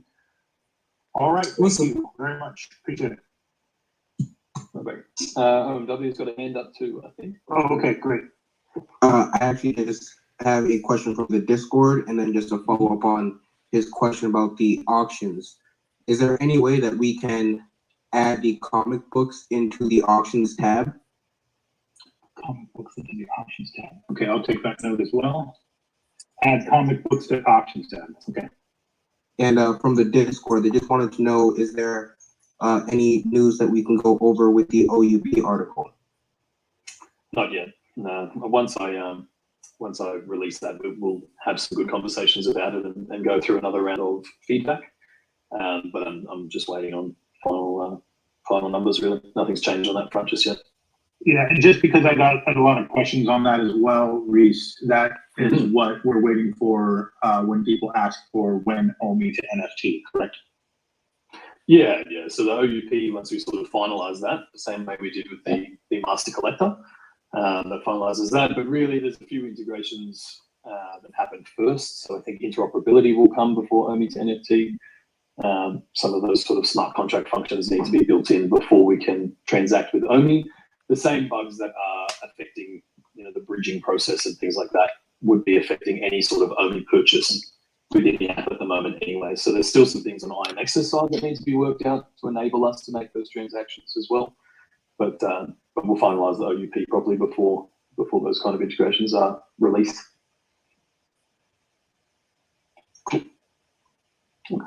All right, moving on. Old Rhubarb.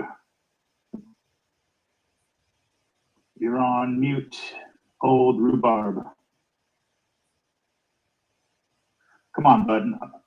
I got you up here because you gave me a hard time about calling your wife up all the time, and now you're not talking. BB3, get up there. Creator of great YouTube content. This is your chance to shine. Oh, come on. This is it. The Rip. All right. Yeah. Oh, Rip.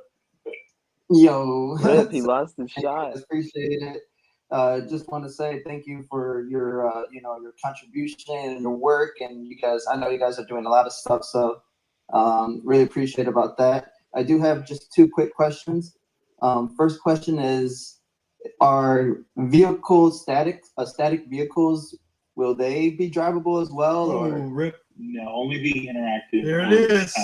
Yeah, certain interactives. I believe not any of the statics, right? Is that Let's, yeah, let me show that. Let me before I put my foot in my mouth. Yeah, like before we get too far.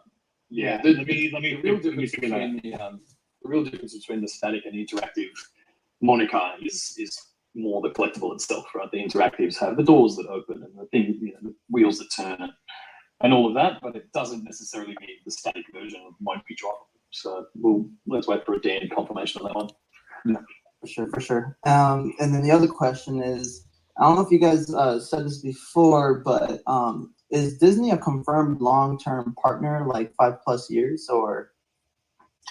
We don't really. I mean, they're not exclusive. No licensor of ours is. We don't really speak to the terms of our deals with licensors, but I can tell you that we have a sizable roadmap with them. So, yeah, I mean, they're free to go wherever they please, but I think they are happy thus far, and will continue to build out the platform in ways that will make the best collectibles. So, hopefully it is a long-term deal. Awesome. Appreciate it. Thanks. No worries. Thank you. All right. Let's see here. Rhubarb, you back yet or no? I am. You still have me. Oh, you.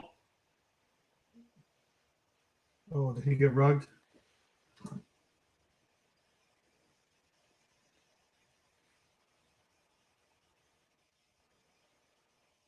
How many people, are involved? I was wondering if you could speak to what is the size of the overall team?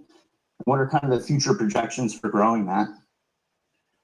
So basically, it's like, let's see, me, Reese, Noah, Dan, David. Yeah, just us 5. That's it. Just us. Yeah.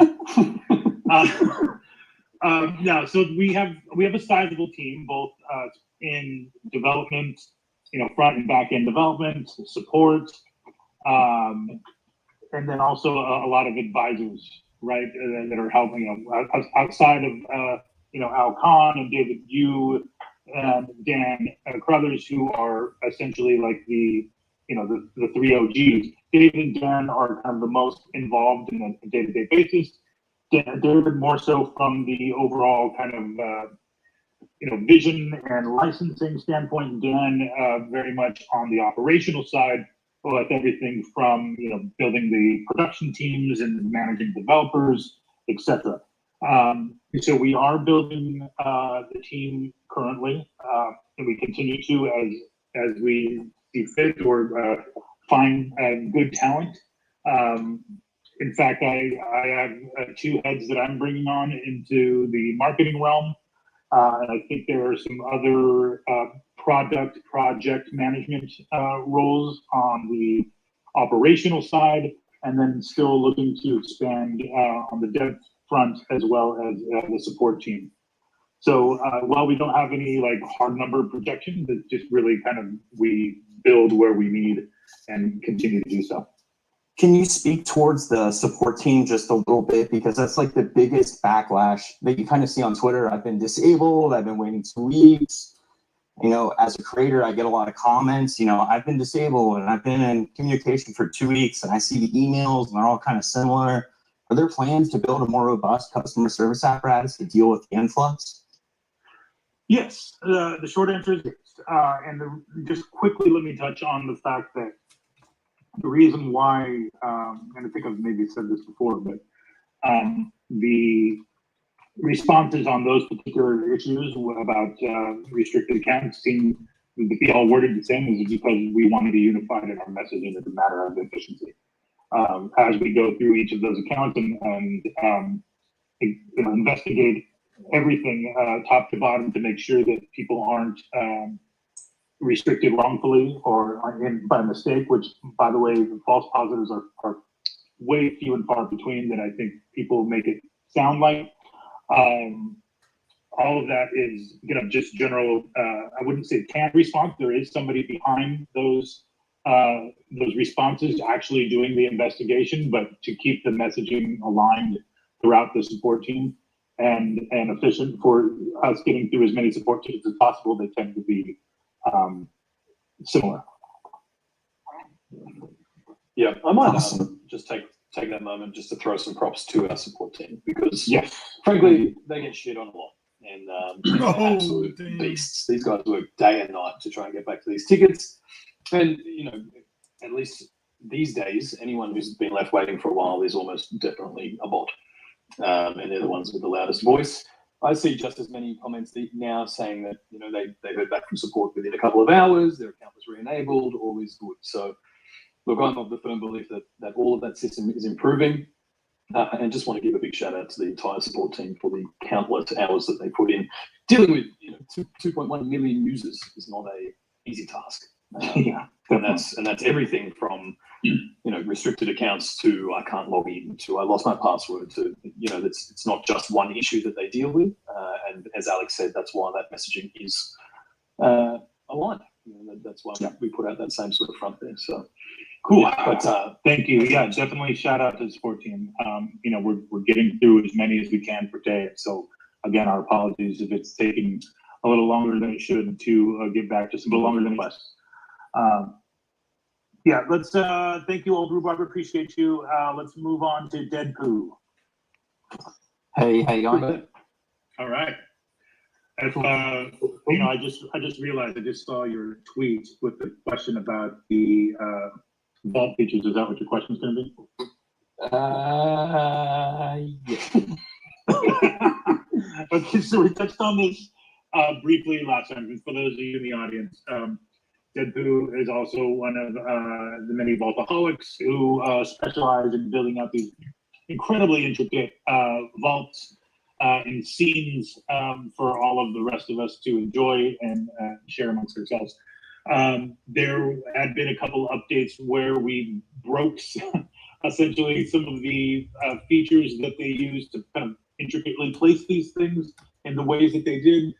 We have since kind of moved back some of those controls that have helped, but apparently there's one outstanding as that is what the selection of collectibles one behind the other so that you don't constantly click on the wrong one. Is that am I correct in that? Yeah, correct. And just like the timing of when these will get fixed and the priority essentially around it as well. Yeah. Well, I can't speak to the priority. I know it's on the list, and I know that we're aware. It's just a matter of like, for instance, there's a couple other things going on with Showroom right now, right? So there's comic books in Showroom, there's the web platform, and things like that. So we're trying to kind of nail all of these things together, and hopefully everything kind of rolls out at one time. But understanding that certain things may get held up for who knows what reason, we're moving through these items as we can properly optimize them. So we are aware of the issue, and I know it's kind of a pain in the ass for you guys and a bummer that you're not able to create the way you have been, but we are aware and we are working on it. Thank you very much, good sir. Yeah, of course. Thanks for coming up. Okay, let's see. Let's take it back to Twitter. Reese, I have some only questions for you. Yeah. Some of this doesn't make sense to me, but I assume it'll make sense to you. When accurate supply on Gecko? Yep, that's been submitted. So as soon as CoinGecko updates their details. Okay, great. Buybacks removed from white paper. I haven't seen that, so I don't know. No? Are they? Okay, so yeah, I'll have to have a look. Okay, let's see. Sorry, L1, L2 website, we touched on that earlier, correct? Yeah, so the L1, L2 bridge is what people are referring to there, and that is what we touched on earlier. We're waiting for a few fixes on IMX's end to use their bridge. Great. And then, for everybody in the audience, I don't work on the Omi side. This is why this sounds foreign to me. But visibility regarding IMX interoperability, metadata access, ERC 721 token information. Now, if I'm not mistaken, this is something we're waiting on Immutable X for, correct? Yeah. So interoperability, basically what people are really asking is when OpenSea. Sure. And we need to wait for Immutable to integrate OpenSea or vice versa. before that is an option. So as far as I'm aware, they are working on it at the moment. Because I mean that's a big integration for them too. Right? It's a big deal for their NFTs to be able to go there. So once that's there, we can hopefully open it up. I would think. What was the other part? Metadata. Metadata, yeah. I think so. A lot of people ask. I get this question a lot. Why we can't see pictures and more metadata on like a Mutascan, I guess, or whatever the case is. Yeah. Yeah. So I mean that's purely system design, right? That's our system is kind of a closed ecosystem at the moment.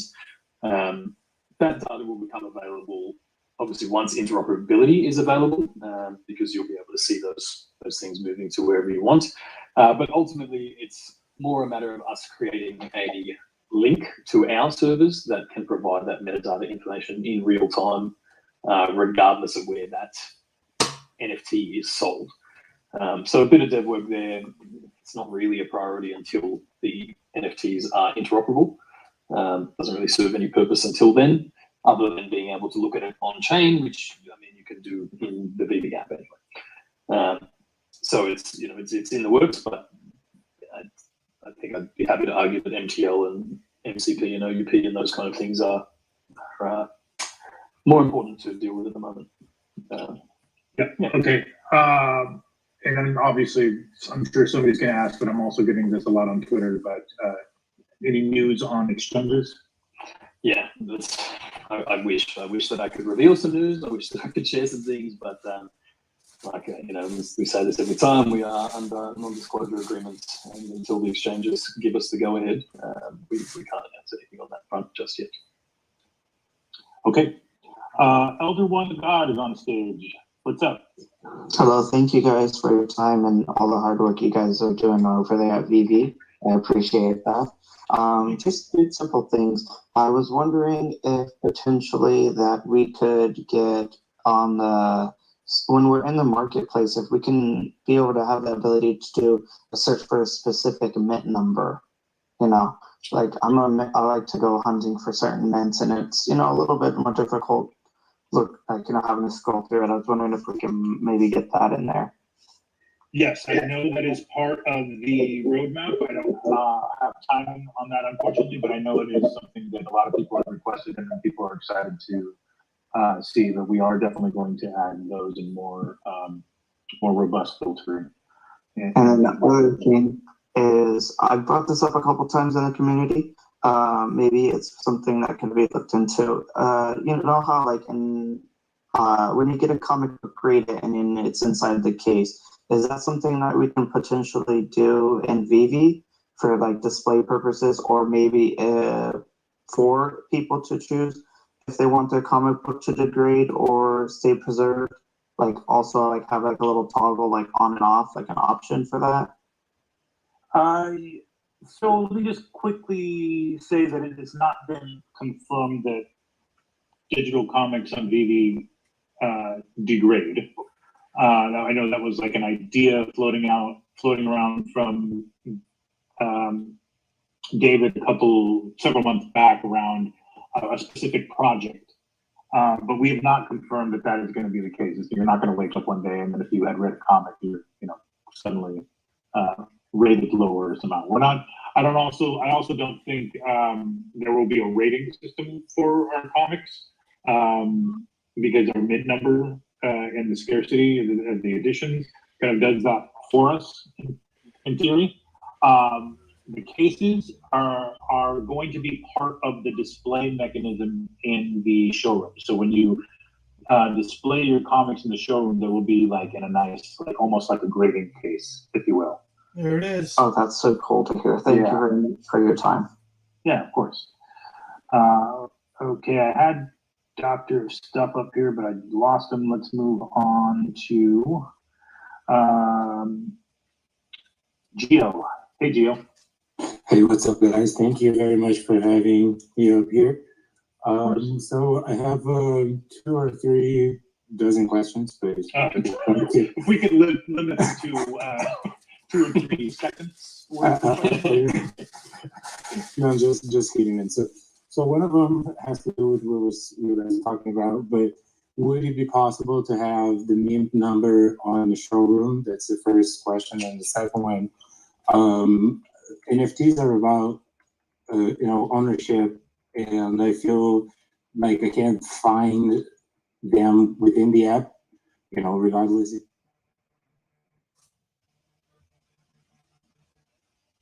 But is it possible to find like he was saying, like find not only the mint numbers for what's available in the market, but find, the account that has it or something like that?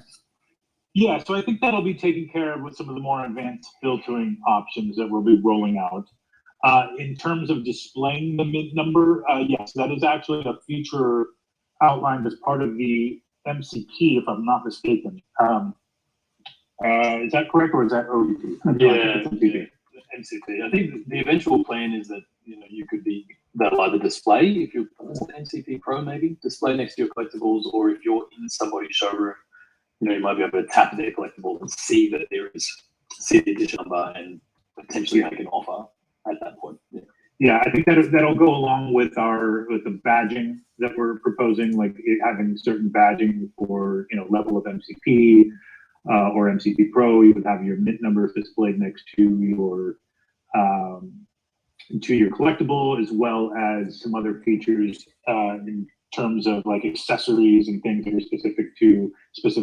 So all of that will be part of MCP. But yeah, it is in development.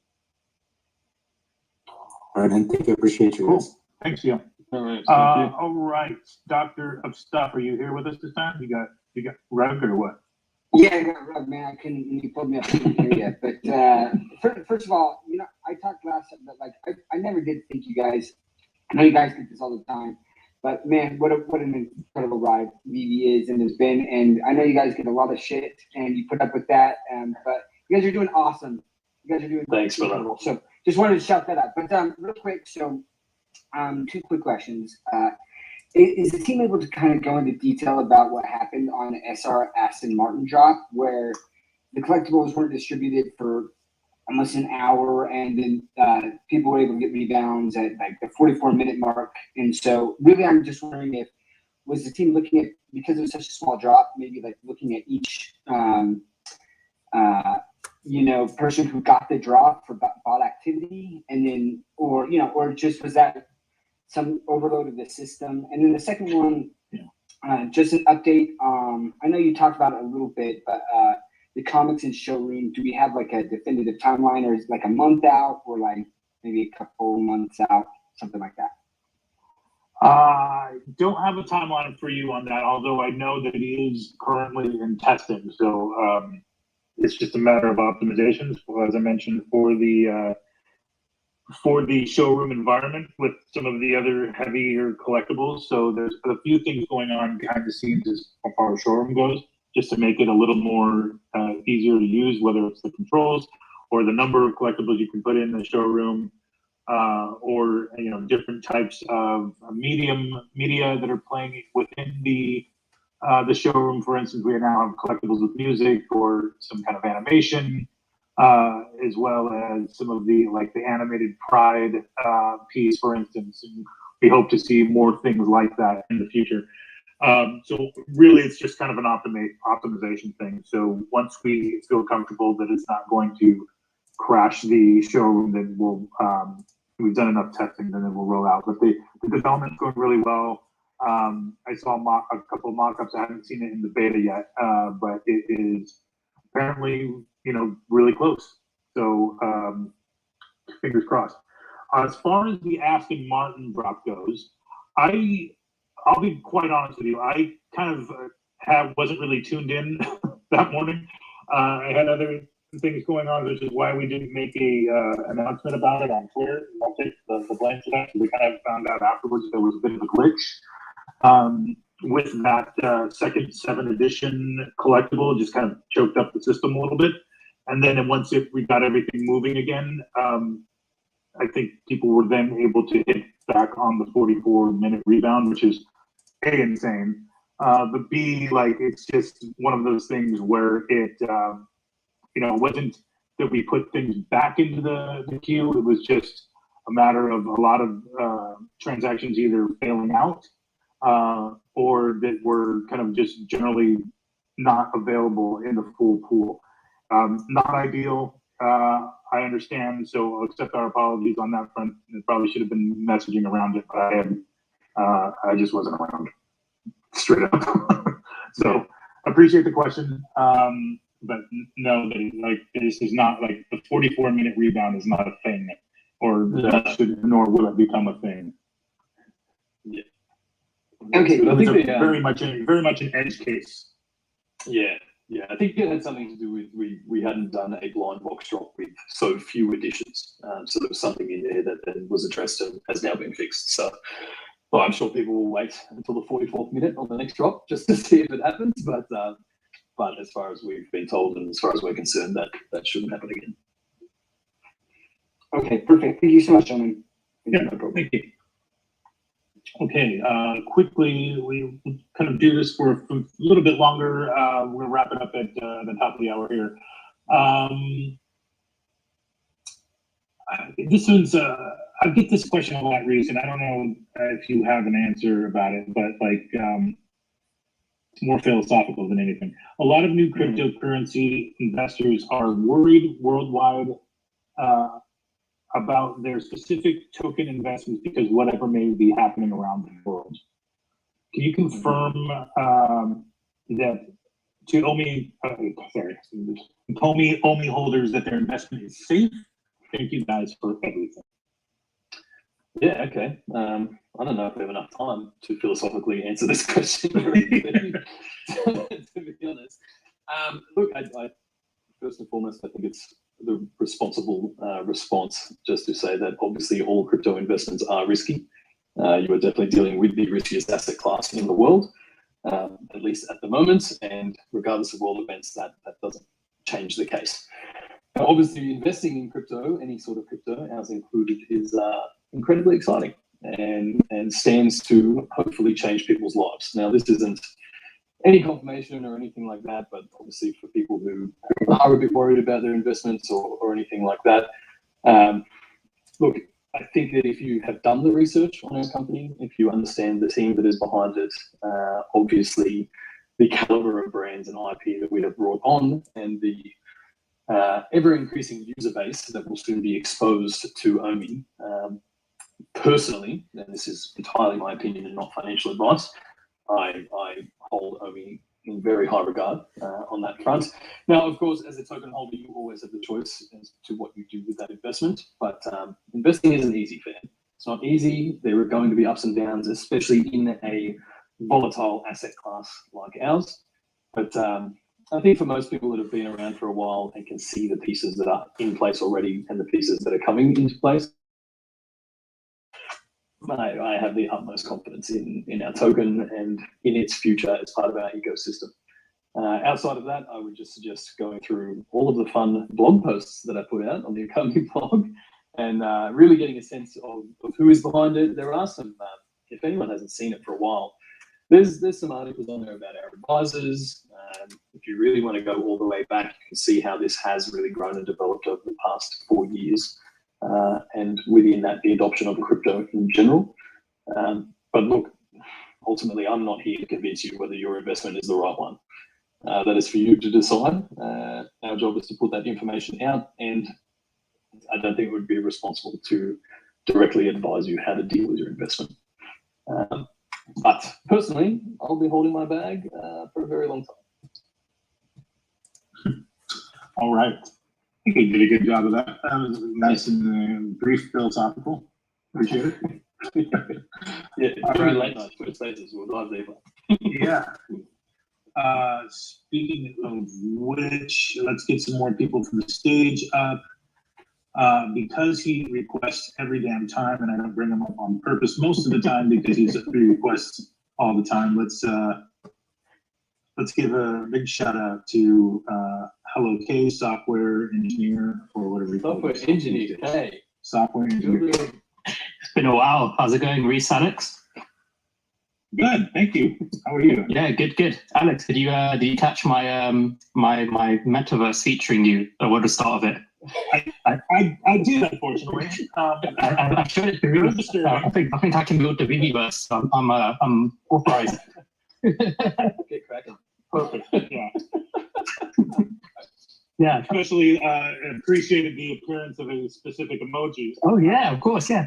Shall rename unnamed. Yeah. You But probably anyway, do. you have a question, Peg? Yeah, I do actually. Yeah. So I've been speaking about this with Brock and a few other community members, just, like a general conversation. And interesting thing around the queue system is we're going to have kind of like three concurrent sort of, let's call them drop pools, right? We're going to have the normal one.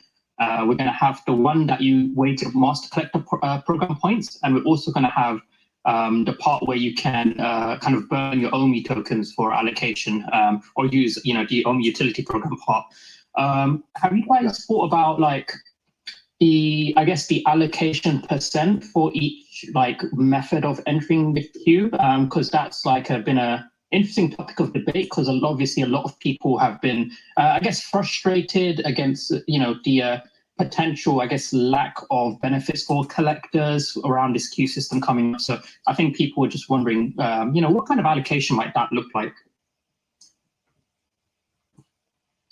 Yeah, so we have discussed it internally, but to be perfectly honest, I don't want to throw a number out at this point until we have full confirmation. I think it would be actually, I'm not even going to speculate because it will just come back to bite me. But obviously, the whole point of the MCP and the OUP, especially around drops, is to benefit collectors, right? And people that are more active in the app will have those tokens. So we're not just going to shaft everybody by making it like 1% of the drop or something ridiculous. Yeah, of course. So but it will definitely be large enough to warrant you, chancing your OMI tokens at securing a drop, for example, or to use those MCP points. But we also, same as everything on Veve, it does need to be a balancing act between those three pools and the new users as well, right? Until I'm going to leave that one to Dan. He can throw the numbers out when he's ready to. Yeah, I think ultimately people are just looking for a reassurance that, collectors aren't going to get shafted. So that's basically what people are mainly looking for. Exactly. Yeah. Look, hopefully that is enough for now. But that's the core premise of the entire Master Collector program, to incentivize and reward people that are using the app and are collecting. So it's definitely part of the retention strategy and the incentivization strategy to make that attractive enough for people to want to use it. Otherwise, what's the point of collecting MCP points? Cool. So hold all those sets. Hold all those sets. Yeah. I mean that's up to the individual collector, but I think I've maybe sold 2 or 3 things the entire time on Veve. Okay. Everyone uses the app as they wish. Cool. Okay, well, that's perfect. Well, thanks for your time, Reese, Alex. Catch you guys. I look forward to seeing the Veveverse. Whenever it's coming. It's coming. It's coming. Oh, you know what? Actually, quick one. I need to ask Kaki Gaijin if I could include the Mona Lisa as an enemy in it. And he said, I'll allow it. Final boss, Mona Lisa. Cool. Well, thanks for that, guys. Thank you, Gary. Appreciate it. All right, let's move on to Dino. Dude, what's up? How are you guys doing? Thanks for bringing me up. Howdy. Yeah, of course. Thanks for joining. Dude, yeah, I'm a content creator for VD, so I get questions all the time. So, yeah, I have a couple. I guess one is very specific. I'm really curious on is, as I was reading the MTL article, just really curious, like how big these waves of people are going to be. I know you said we just got a beta, correct? And there are only going to be a few people. I guess my biggest concern, is that, how hard it's going to hit the market, right? You guys finish all the testing, you did 1,000 every week for say 6 weeks or whatever, we just make up numbers, right? And then at the end, it's like, okay, 30% of the app gets it all at once because all testing is done. Is there actual numbers on like how many per week and like when it's going to scale up? Because it's just nice to know the actual process of it. Yeah, we don't have the numbers, but I can tell you that it will be a phased approach so that it doesn't adversely affect the market. I mean, we will see swings just by nature of the fact that when we announce that we are now moving out of beta and into live environment. I think we saw even some dips after we put the article out, for instance. Oh yeah, it got hit hard. Yeah, we can't, no, you can't tell control people that. what to do. No, yeah, you can't control that. But just knowing the number, even hearing you say, "Hey, it's going to be gradual," like because if anything over like 5% gets it at once, it's going to be bad. Or 10%, it will be pretty catastrophic. Yeah, I mean, well, look, we have to look at the data. We have data analysts that are looking at that and recommending based on once live, like what the thresholds are going to be. I don't have those numbers for you today, but like you said, it will be gradual, and we're going to do our best not to, essentially freak people out. Cool. One more question on bots and like accounts. I've heard things be like said it in different AMAs, answered in 2 different ways. So I've heard that locked up. Someone asked a great question last time. Locked up collectibles are actually like you're going to let us know how many are actually locked up. I've also heard that some might be given away, some might be just kept locked up. It'd be great to know like a clear answer, and if you don't have it, eventually get it. Like, how many are locked up? Will they all be given away? Will they just stay locked up? Because I've heard conflicting answers in probably every AMA. And thank you guys so much. Appreciate it. Yeah, no, I appreciate that because you're not incorrect. There has been some different communication on this just because of the fact that things have actually changed. As we kind of dig deeper into these issues, we need to make sure that we are. Oh, rip.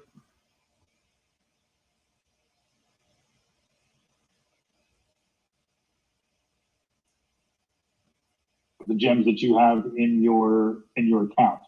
Now, taking those collectibles back and then putting them into like a giveaway pool, apparently there are some legal implications and some other things that we're looking further into. So I don't have a specific answer like where the pool goes on that front, but I do know that we are working towards reflecting that essentially locked up supply in the metadata so that you can see actual circulated supply. And that'll be between like burns or things that are actually locked up.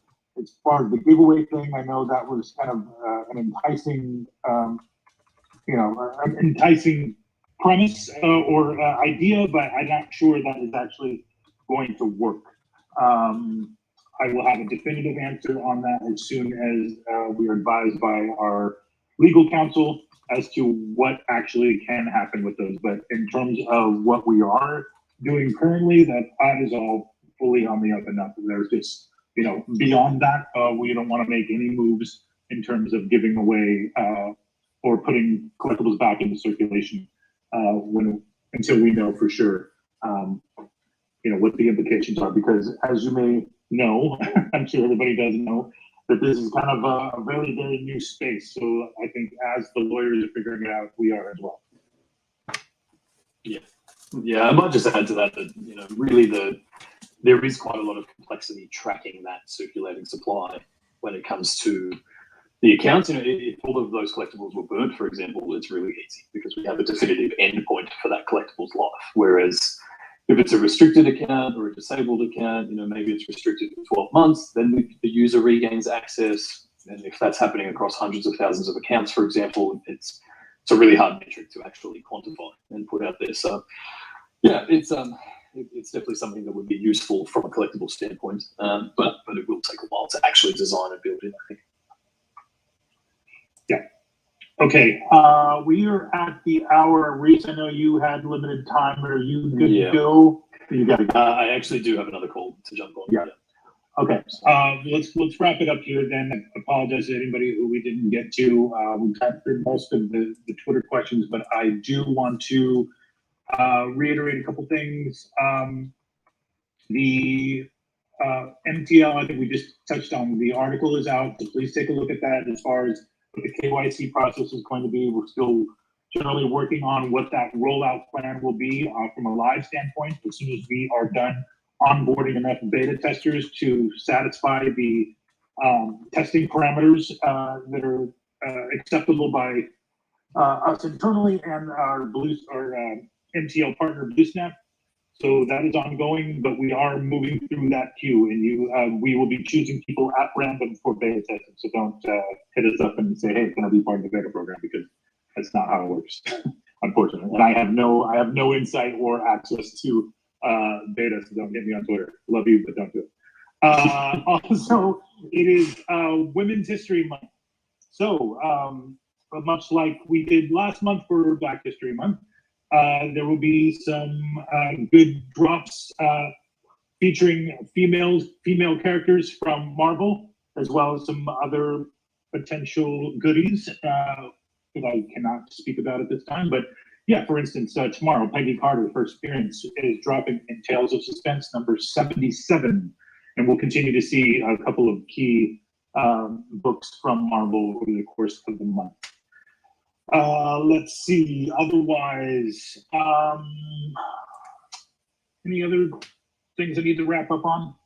I think you shouted out the Women of Veve on Twitter earlier as well. Yeah. So in case you didn't know, or if there are any women in the crowd that would love a safe space or some like-minded individuals to chat with about Veve collectibles and more, we have a Women X Veve channel on our Discord, as well as the Twitter handle run by the community group Women X Veve. Go ahead and check that out. I tagged it in our Women's History Month post earlier today.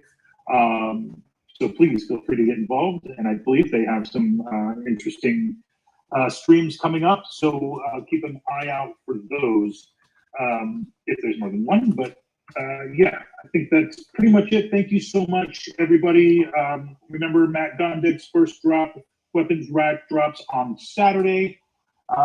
And we'll have some other announcements later this week in terms of drops as well.